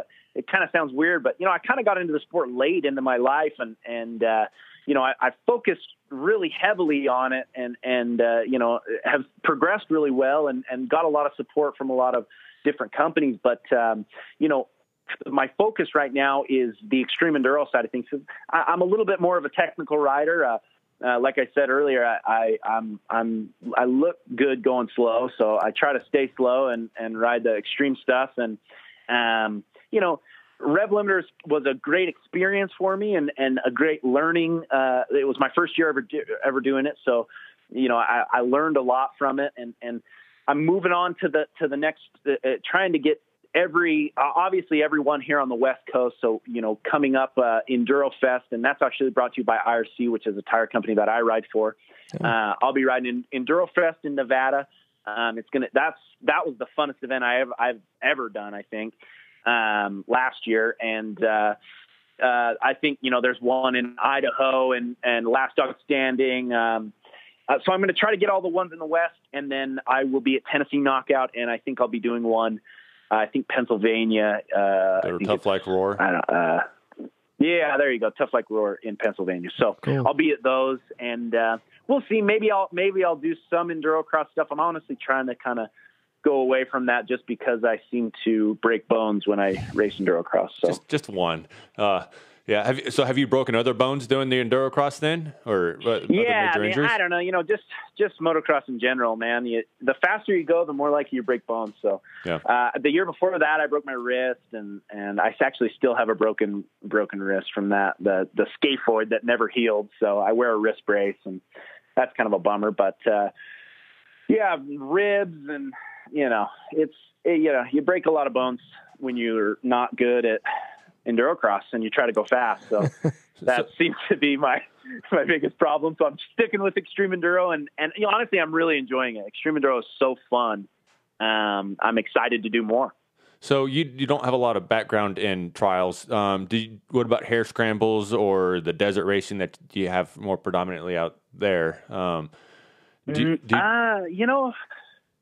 ahead. Sorry. Do you have much background in that, or kind of what was your racing before you started doing, or have you always just kind of been doing the enduro cross scene and stuff like that? I mean, enduro cross was basically my first thing starting racing. I've always rode, I've rode dirt bikes since I was 7, and my brothers rode. None of my brothers raced. And so I kind of just, looked up to my brothers and rode. And then, I don't know, I started, enjoying training, and what I saw was endurocross, and I kind of saw an opportunity to get into a growing sport. And at the time in 2008, I guess, was when I started getting into it. I was 18 at the time. I never raced anything, and decided to start racing endurocross. And I did a few and realized that I was really not. I thought I was really, really good. And before I raced, and then you race and you realize, oh, you're not very good. And I think that's a common theme. Like, I know I had that, and like I realized you had to get out of first gear in a hare scramble. I'm like, oh my god. Yeah, dude. That's the beauty of moto, man. It's so motocross and just dirt bikes in general are so aggro. You know what I mean? It's like so largely like ego based, and it's such an alpha sport, and it's about who's the fastest. And you come into things and you think that you're going to be some phenom, and then you get a big slice of humble pie, and it grounds you. You know what I mean? It's good for you. Oh, absolutely. I think, and it makes you hungry for more too. Yeah. Yeah, man, absolutely. Nowadays people are so sensitive, and I think people associate the words like ego and alpha and all that stuff. They have a negative connotation behind them, and I think that in some ways it can be negative, but if you allow it, when you go and compete and lose, man, if you allow it, it not only helps you physically, but it helps you mentally, and it helps you know who you are and have a little bit of self-awareness. And dude, I just love, dirt bikes are so rad. It's so hard. It's so hard to be good at it. And there's always a next level. Yeah. And dude, there's always the next level. And there's always room to get better. And man, I get so fired up about dirt bikes. I'm kind of ranting, but and you guys get it. I mean, you guys you made a podcast specifically about dirt bikes. It's the best sport there is. Absolutely. And yeah, man, I love it. I just wanted to add real quick. You're talking about the different levels, and there's always that new level. Doing the Extreme Enduro in Ohio last year, and watching the pros there, and they were so good, so much better than the rest of us. And then I was watching, I didn't get to go to the TKO last year, but then I watched the level at which they were competing with the factory guys like Cody Webb and those guys. And it was almost like the same separation between the factory riders and the pros who just whipped us so badly, and it's amazing that there's just another level above. It seems like there's always another level. Absolutely. I've told this story. I tell this story to everybody, that always, people who don't or maybe ask me about riding motorcycles or racing, and they always ask me, okay, so what does it take for you to win? And I always tell the story of I was in Idaho at an Endurocross maybe a year ago or 2 years ago, and laid down. So in Endurocross, we do a hot lap, and every rider that makes the night show does a hot lap. And then that's your position for gate pick in the night show. The hot lap's one lap, you against the clock, just you on the track. It's super, super nerve-wracking. You are on the track and everybody's watching you. Mm-hmm. And I laid down a really good lap. I was in the hot seat for a long time. And it ended up being like the 11th fastest lap, which I was psyched about. That was the first time I've ever been so close to breaking into the top 10, right? And I'm like, oh man, I'm moving. Like, I'm feeling so good. Okay, how fast was my lap? It was like 50 seconds. Colton Haker and Cody Webb were 40. They were 8 seconds faster than me. On a 50-second track, these dudes were 8 seconds faster than me, and I was in almost the top 10. Are you kidding me? It's almost 20% faster. Yeah. Dude, what? And dude, I thought I was moving so good out there, and I thought there's no way that they're going to be 8 seconds faster than me. Yeah. They were fully 8 seconds, a hard 8 seconds faster than me. And you were probably about a minute faster than me. Yeah. And so. Yeah. So, and that was me in a top 20 rider, being a top 20 guy in Endurocross, and the difference between the top 20 or the guys around 10th place and the number one guy is unreal. There's a certain point where you go, these guys got something wrong with them, or what am I, or do I got something wrong with me? What am I doing wrong? And so it kind of makes it too, like when I watch your all's race, it's like I watched there's the Cody and Webb and Colton Haker race, right? And then, my favorite race really is the race for third, because there's instead of just two guys duking it out, there's like 4 or 5 or 6 guys. Oh yeah.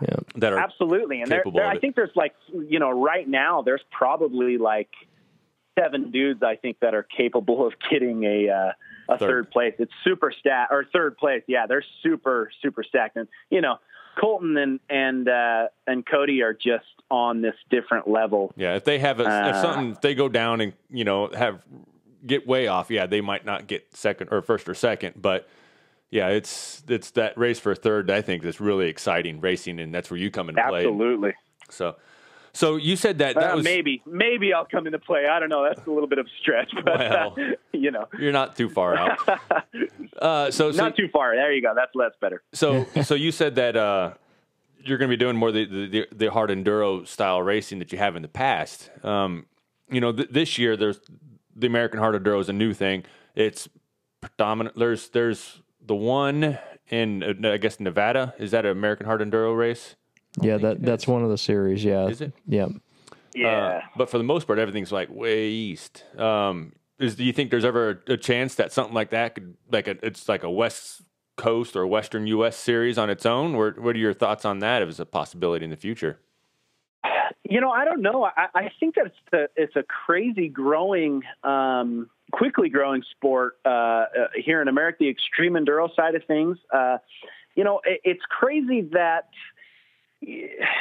I guess Endurocross hasn't really translated like it has in Europe. Specifically, if you watch Super Enduro in Europe, the stadiums are sold out. It's huge. But Endurocross is sometimes we get good crowds, and sometimes it's a little bit empty. It hasn't translated in the same way. And I think maybe the Super Enduro tracks are a little bit more technical. They're a little harder, but I don't know if that's the reason. But it seems like extreme enduro is huge in Europe, right? I mean, with the addition of the West series and just the Romaniacs and Erzberg and Sea to Sky and Roof of Africa, those races are just so big across the pond. And here we haven't really had a lot of that, other than maybe Tennessee Knockout. And I think back in the day, Texas used to do the Red Bull Last Man Standing or something. Last Man Standing. Yeah. But I think now there's kind of a resurgence of this extreme enduro style riders. And I think people like the challenge. They like to push themselves and see what they're capable of and see what they need to improve on. And I think eventually, to me, I think it would be rad to have like an East-West shootout, just like the 250s do in Supercross, Yeah. See, we got the West Coast side in California and Idaho and Seattle and here in Utah we have a lot of elevation here. And then on the East Coast, it's less elevation and more just riding in the moss and the slickness of the rocks. So I think there's a huge possibility where there could be a huge national series that comes down to the final race, which is an East-West shootout or something. And I think it would be super interesting to watch and see who comes out on top. Yeah, and I think that would have to be in Missouri since we're in the middle and we've got the terrain for it. There you go. There you go. And so, yeah. And so with that, I guess let's go back to the Rev Limiter. Did you say that was your second hard enduro that you've done? Yeah, man, that's crazy. That was only my second one. The first one I ever did was Enduro Fest last year. And I actually ended up 8th overall, I think, at Enduro Fest last year. And it was super, super fun. And I kind of got this new, this newfound interest in something new. I rode so many endurocross laps and this is like this new interesting thing where I can go in the mountains and try to make it over some, ridge or mountain or canyon or something. And, I kind of started getting into it and I decided this year I want to race as many as I can. So yeah, I went to Rev Limiter. It was my first time there.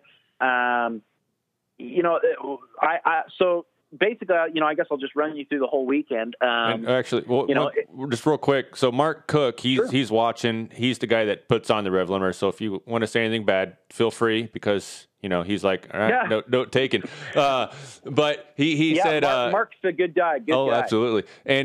But I like his comment here. So we were talking about how you were saying it's cold there in Utah. His comment was, you should have felt comfortable at the Rev Limiter than with that type of weather in Utah. Well, honestly, I was more bummed. I went down to Texas to go on a vacation and enjoy some racing in 50, 60 degree weather. And how'd that work? I get down there, it's the same weather, dude. I get down there, it's like misting. I'm like, what is this?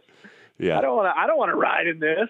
So yeah, that was a little bit of a bummer. But I imagine he was slightly frustrated too because he moved it from January to March to get away from that kind of nasty cold weather.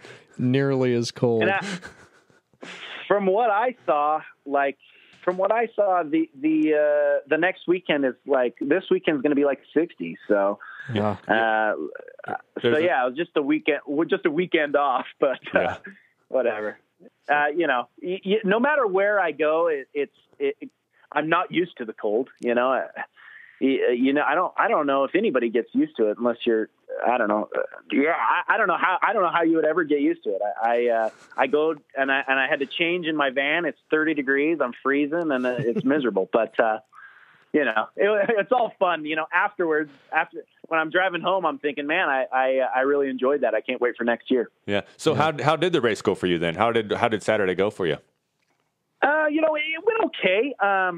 So the hardest thing is I didn't do it the year before. So I had to draw for the starting line and drawing for this, where I was starting, I started like 10th row and 10th row there's a lot of riders in front of you. And the biggest thing that was challenging, I guess, was the bottlenecks.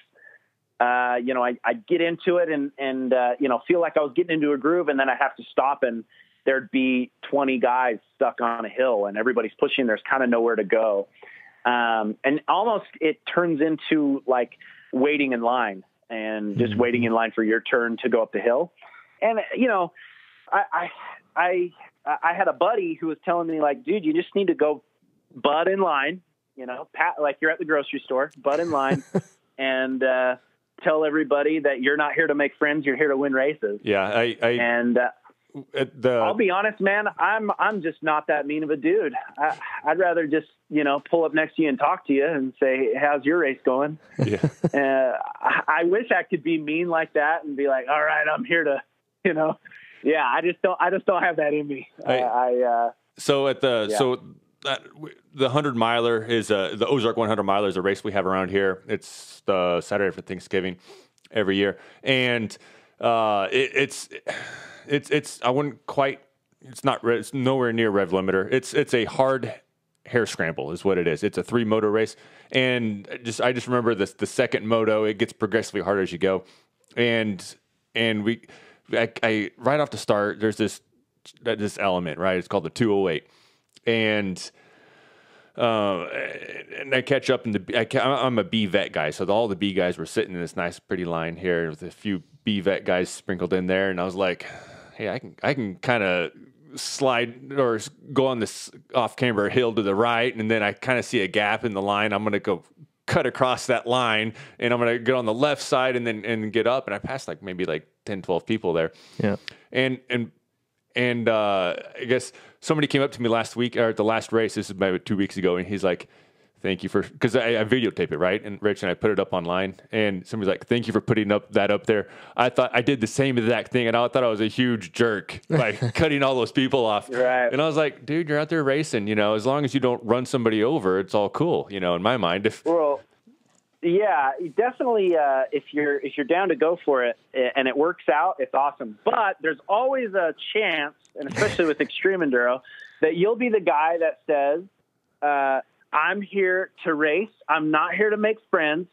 Cut in front of everybody, go up the hill and wad, and then roll down the hill. And then you're on your face right in front of the dude that you just cut in front of. Yeah, there's that too. And I'll tell you right now, that guy will be me. I guarantee that. So, and then I'll go back and get in line where I belong. Oh, so, but yeah, the lines were a little bit rough. There was a couple times where I literally waited at a hill for 10 minutes. Yeah. And had to help dudes up and. I worked my way up. I think I started in 60th or something. And, I think the first race I worked my way up to 31st and then 23rd. And then the last race that I did, I came across behind Kevin Dupuis. But I was a ways behind, but I think I came across in 21st. So, yeah. My goal on the weekend was to be in the top 25 and I suppose I hit that goal. I think that I'm capable of being right around the top 10 and I'm happy that I did it. And I qualified for TKO, which is good as well. But for next year, I'll be able to start a little bit, higher up in the drawing just because I raced it the year before and actually got a finish out of it. So to be able to start up further where I don't have to deal with so many bottlenecks, I think it'll be a better scenario for me. So the people that were raced the previous years got first dibs, and then after that it was the lottery, or did they sprinkle in the lottery in between? No, I think so. I think the top, I think there's 40 people that finished. So those 40 people were in line in front of me. Oh, okay. Wow. And then I was 10th or 11th row or so. Honestly, I don't remember, but I think I was 60. Yeah. And, so yeah, all those dudes were in front of me and that's, it is what it is. I just had to make passes and work my way up and, you have to, a lot of that's one line and, that's nothing against the Rev Limiter course. The fact is I can sit here and complain about bottlenecks all day, but, Cody Webb and Wade Young and all those dudes, go right through it. So yeah, absolutely. Exactly. So, all it is, I need to improve and that's the beauty of motocross, man. It's just like what I was talking about, it's the name of the game is self-awareness and knowing that you suck when you suck. So get after it and get better. Yeah. So I asked, we had Quinn on before you, and I asked him this because then I noticed you had it as well. No bark busters or flags on your bike. Was that intentional or did they break off or what happened? So I've ran flags before and I don't mind them. I feel like there's been a lot of times when I run so I don't run the bark busters because, like the wraparound bark buster usually just, when you wreck, it just gets bent into your throttle or bends straight up in the air, and it ends up just causing more problems. But the flags, I've found a lot of times you'll wreck and try to hold in your clutch, and the flag will bend in on your hand, or the flag will bend in on your clutch, and you're trying to pick your bike up and grab your clutch, but you can't because the flag is bent in on it. I think a lot of times they just kind of get in the way and get bent straight up, and you have to knock them down. The best move is just go like plumber's tape underneath the perch, and that way when you wreck, your levers just. I run stock. Oh, levers. so you put the electrical tape or plumber's tape underneath so that they can kind of pivot a bit, and then you can kind of just readjust them back to how they need to be. Yep, and you can just kind of hammer them back down if you wreck, and you don't break your lever, and they just kind of go straight up in the air, and you bend them back down. Pro tip right there. That's why you watch Enduro Talk and get all the hot there you secrets. Go. That's right. Yeah, hot secret. That's a factory pro tip right there. There we go. Plumber's tape, you can get it at Lowe's. There you go. Or Home Depot. Or any KTM dealership. There you go. Yeah, probably. Probably a markup on that. But. Yeah, maybe. Cool. So, how did you race? Did you end up doing the Rev Race 3, or I didn't? No. So what happened was, honestly, I thought they were taking top 25, and that's kind of what I was expecting, and I knew I was in that area, and like I said, I think I came across in 21st or 22nd, and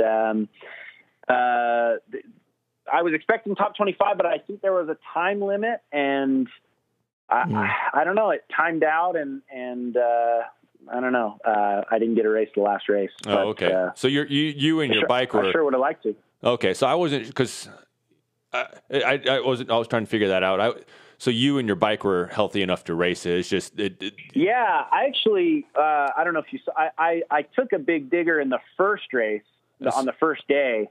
Yeah, you said you broke your clutch cover or clutch. Yeah, I blew a hole in the clutch cover, and so I had to put a new one on, and then broke my front fender off and knocked the pipe out of my header. I rolled down a hill. Oh wow! It was a whole thing, but so that was just kind of a weird bad luck situation. But it was so slick out there.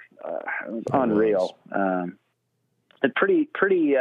That was another thing. I wasn't really expecting it to be that slick. I'd never ridden anything that slick, and dude, you expect it to be one way, and then you get out there and you're like, okay, it's going to be like this, and then you ride it and you're like, oh, this is actually, when people say it's like ice or like grease, you don't understand until you're pushing your bike and you feel like you're in some kind of Looney Tunes cartoon. You're slipping on banana peels. Yeah. You can't even stand to push the bike if you wanted to. Dude, you push the bike and you slip and fall on your face. Literally, yeah. I mean, it's literally like I was in Who Framed Roger Rabbit or something.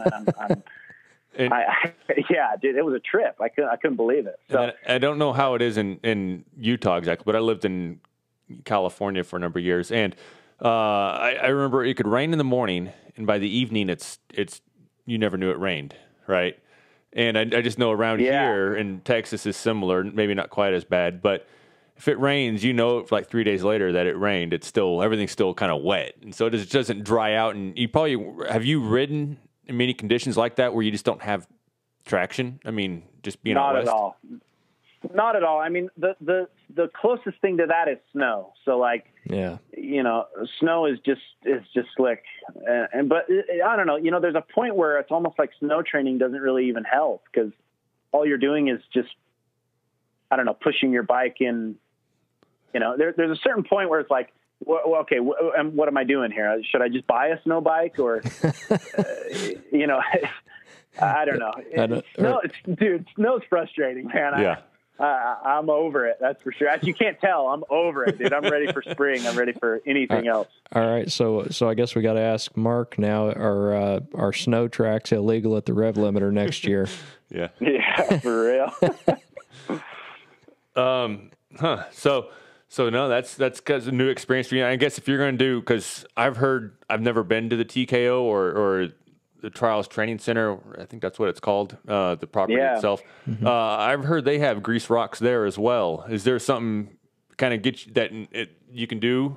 I guess to kind of get you ready for that, or put saran wrap over everything. I don't know, or get out the grease. I mean, yeah. So you can like throw some foam in the in-betweens of your bikes, right? So you could like put a foam guard underneath or like in between your skid plate to keep the mud out. Little foam things to help keep the mud clear. And I think the biggest thing is just riding and that kind of stuff, getting used to it. From what everybody said, they said this is very similar. Rev Limiter ended up being very similar to Tennessee Knockout, which made me feel good. I'm like, okay, well, now I have a little bit of preparation and I understand what I need to do to ride that type of stuff. And the best preparation is riding, man. You can do all you want, but the best thing you can do is just ride all the time. And, putting in the time and putting in the hours. And obviously, there's bike setup things that you can do. I mean, choosing the right tire and getting the right tire setup is very important. Yeah. But, well, that's one thing I was wanting to ask you about. So, you said you're riding for IRC tires this year. Yes. How does that play into your tire selection and what do they offer and how are you kind of a brand ambassador or what's going on there with that? Yeah. So, IRC, I kind of came on board with IRC a few years ago. I happened to, see one of their tires at the local shop that I ride for, Edge Power Sports here in Utah. And, they're one of its 09W Dakota, which is their extreme enduro tire was there. And I felt it, and it was like this crazy gummy tire. Nowadays there's quite a few gummy tires, and this was the softest tire I'd ever felt. So I was like, I want to try this out. I tested it, and then I just approached them. At the time I was in the top 20 in the Enduro Cross series, and I just said, hey, I'm an Enduro Cross rider, and I'd love to ride for you guys. They ended up just giving me some support, and that support has grown into an ambassador situation. And, I'm an IRC ambassador now, and this ambassador thing has kind of grown into marketing and helping with their media and marketing. Something I think I've always been pretty good at is doing the social media stuff and just being proficient at helping businesses get their products out via social media platforms. And that's something that I think I'm good at. And so I've been working hand in hand with IRC, and we've got a lot of really, really cool things coming out this year. And it's easy for me to be so passionate about a company and working for a company when you believe in their product. And the fact is the IX09W Dakota, their extreme enduro tire is so soft. And I had a few set up at the Rev Limiter, and I had a couple guys, quite a few people come by and feel it. And, when the race when it's extreme enduro, it's raining like it was at Rev Limiter, people begin to doubt their own equipment. And,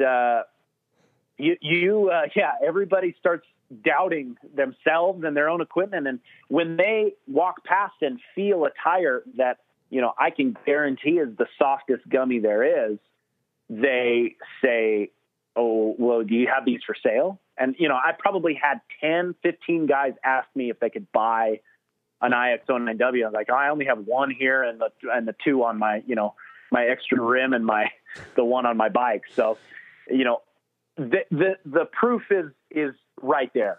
All you have to do is feel it once and you say, I want to try this tire. It's easy for me to sell it because I believe in it and it works.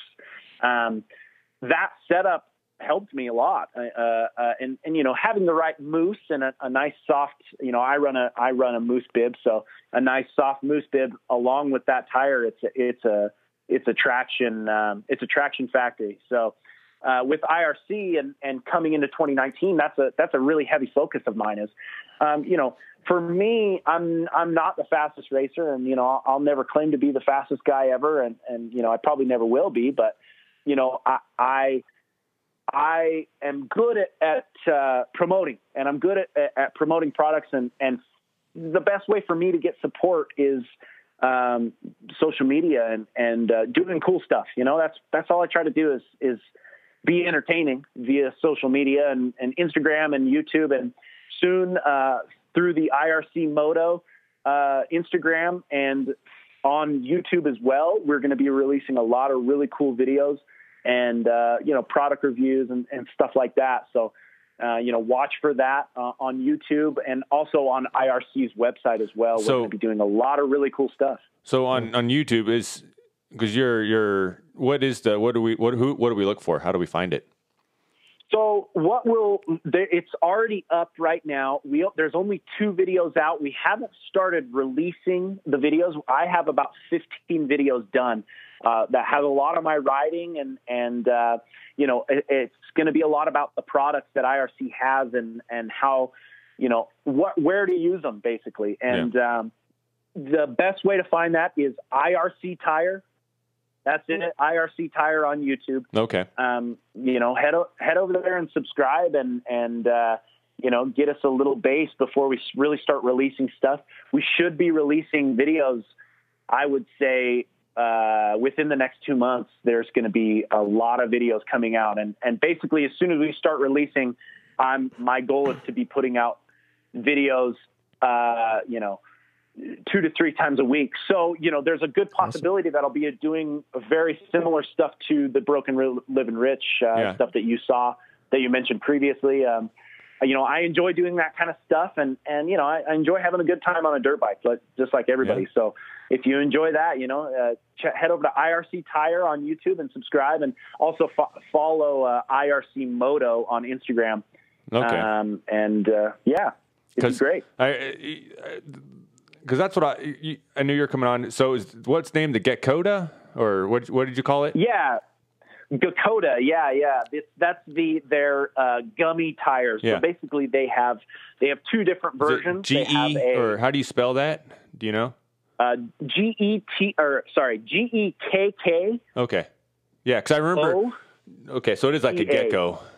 Okay. Yeah, exactly. Just like a gecko. Okay. Because I remember you talking about that during your Broken Living Rich series, but you're talking about, your gecko. That's just I was like searching like gecko IRC tires on there. So, but yeah, and then so those kind of compare to like maybe do they compare? I don't know, like to the Kenda Ibex tires or like the Shinko 505s? Absolutely. Or so the biggest thing is nowadays there are so many gummy tires. There's I've tested a lot through Endurocross, and before I rode for IRC, I ran the golden tire gummies at Shinko, the 525 and the 505. Obviously the Kendas and Metzler, Dunlop makes a really good gummy tire. Gummy tires are there's a lot, and there's a lot to choose from. And that's the biggest thing that IRC wants to do. And that what I want to do is be honest and all the gummy tires are great. But there's certain things about the IX09W that are just superior. And the way that it wears lasts longer than most gummies because of the softness. You would think it would last a little bit shorter, but because the knobs bend, it actually causes it to last longer if you're utilizing it correctly. Also, the softness of the tire, it's unmatched with how soft the knobs are. Yeah. It's just so good for exactly the Rev Limiter situation that we saw ourselves in, where it is super muddy and slick. It's an incredible tire for that. It's extremely lightweight, which, more lightweight than any of the major brand gummy tires. I believe the Dunlop's a very similar weight. And the biggest thing with the Dunlop is it's $180 and the Gekkoda is somewhere around $100. So it's also a tire that is affordable. compared to some of the other gummy tire brands. And I just want to say, because I try to say as much as possible, don't just shop online. Go to your local dealership. For example, for your Edge Power Sports here. I know Dirt Bikes Unlimited here in Springfield. They carry IRC tires. But I imagine if you go to your guy, you can say, hey, I want the IRC Gecko, or they have the Volcanic or something like that as well. Is a popular one around here? Yeah, the Volcenduro VE33S. We also make a VE33S Gakota Volcenduro, which is a semi gummy tire. So if you want one that's going to last a little longer and is good for all around riding, maybe you're not just doing extreme enduro, that's a great choice as well. But yeah, that, just like you said, your local dealer, that helps. That helps the people that helps you. So exactly, and that helps the companies the most, just because Western Power Sports, Parts Unlimited, SRT, they're putting in the orders to get the tires. So, and that goes for any company. They're putting in the orders, and then the dealers and your local dealers are ordering these tires. That causes more demand. So it helps everybody all around. So definitely go to your local dealers and, get your hands on a Gakota and try it out. I guarantee you'll like it. Cool. All right. Awesome. Well, Rich, and also I want to say, so you mentioned, IRC Tire, what was it? IRC Tire Moto, or what was it for the Instagram? So the Instagram is just IRC Tire. Okay. And IRC Tires, I believe. And, Sorry, that's the YouTube. My apologies. YouTube is IRC Tires, and Instagram is IRC Moto. Moto, there it is. Okay. And then for Rich, if you want to follow him, it's Rich Larson 511. And yes, Rich, sir. Did you see? I forget her name, but she does a lot of the photos out west and does all the enduro crosses. Did you see that photo she did? I think you did, of the Mary. The collage of you on that balance log. That was awesome. Yeah. The crazy thing about that balance log was apparently a lot of dudes wrecked on that, and most guys just went through the matrix, but and there was only a few guys doing it. I did that thing every lap, and so apparently I'm good at balance beams.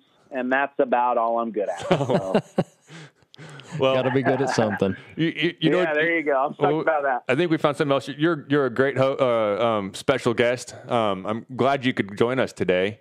Man. It was Thank awesome. you for having me, dude. I'm psyched to be here, and I'm psyched you guys had me on. Yeah, absolutely. And so I just want to say thank you for coming on, and we wish you the best of luck for the remainder of your season. Look forward to continuing to follow you. And just how your race results go, and I know I'll be rooting for you.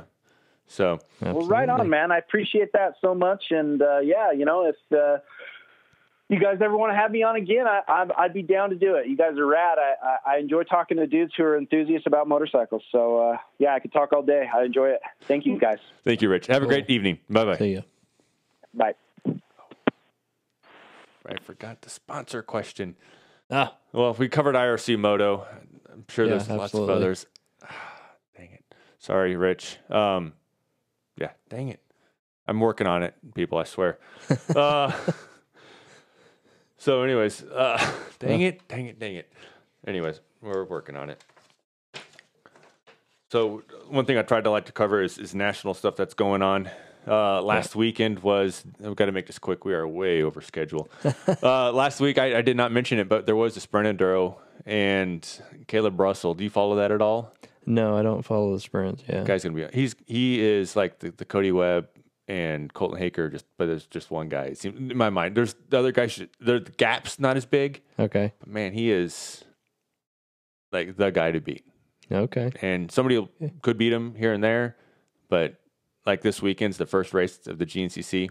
And in my mind, it's like, all right, if I'm going to bet, Caleb Russell's going to win. And then we got like 5 guys that could be second. And I just don't know. It's going to be kind of exciting for the first GNCC because it is a different style of racing altogether. Right. Then it's 3 hours, and it's not like anything like any enduro as far as just the intensity goes for the level that they have. So looking forward to that. But yeah, Caleb Russell, man, he's strong. And a local guy that's back, Logan Lowry. You familiar with Logan? Yeah, he's healthy. He's back. He raced last weekend at the Sprint Enduro, and didn't. He said, "Nah, I got a good result, considering that the day before was the first time I rode a bike. So, and since he hurt himself. So, yeah. Logan, I'm glad you're back, dude. Hope you stay healthy this time. And yeah, I'm looking forward to your 2019 season. And then another local guy we had out there was Nathan Rector, which he jammed his thumb up real good at the Kilburn Woods just 2 weeks ago. Oh, I didn't know that. Yeah, and so I'm hoping that his thumb treated him okay, and he was able to get out there and do well. And then our Mr. ISDE local down in Arkansas dude was also there, James King. Yeah. So, but looking forward to this weekend. We'll have a Nathan locally, our local racers. I think Logan may be there, Logan Lowry. And then we also have the Travis Renaud, and then Nathan Rector is there as well, I believe, racing. So that'll be exciting. Some guys we can watch, and then just see. I'm always rooting for Stuart Baylor. He's one of my favorites. And then I like to see Jordan Ashburn do well as well, and the Babbitts, Kawasaki, because he's raced here in Missouri a couple times at the 100-miler. Yeah. So just all kinds of exciting, good stuff coming up here soon. Looking forward to that. Look forward to see the videos. And then, so what's local stuff that's going on for, our area is the Okie Sprints this weekend, the first one. Looking forward to that. I wish I could make it. My bike's in a couple pieces upstairs. So you got to get some welding on it. The radiator is kind of coming apart from my frame. Uh-oh. So I got to do some work on that. Got the shock all serviced and everything else. So good deal. And then if you're wanting to do another race, I believe this weekend, I don't know if they've postponed it or what's going on, is Forward Motion's having their first race this weekend as well. And then I think there's an Arkansas series going. So things are starting to heat up. Yep, these are all first for the seasons. It's the summer starting, even though yesterday actually was the first day in a while that's been above freezing. Yeah. So, summer racing starting up. Kind of excited. It's finish with the Hillbillies and start with the new stuff because, I already pre-registered for the first Blackjack.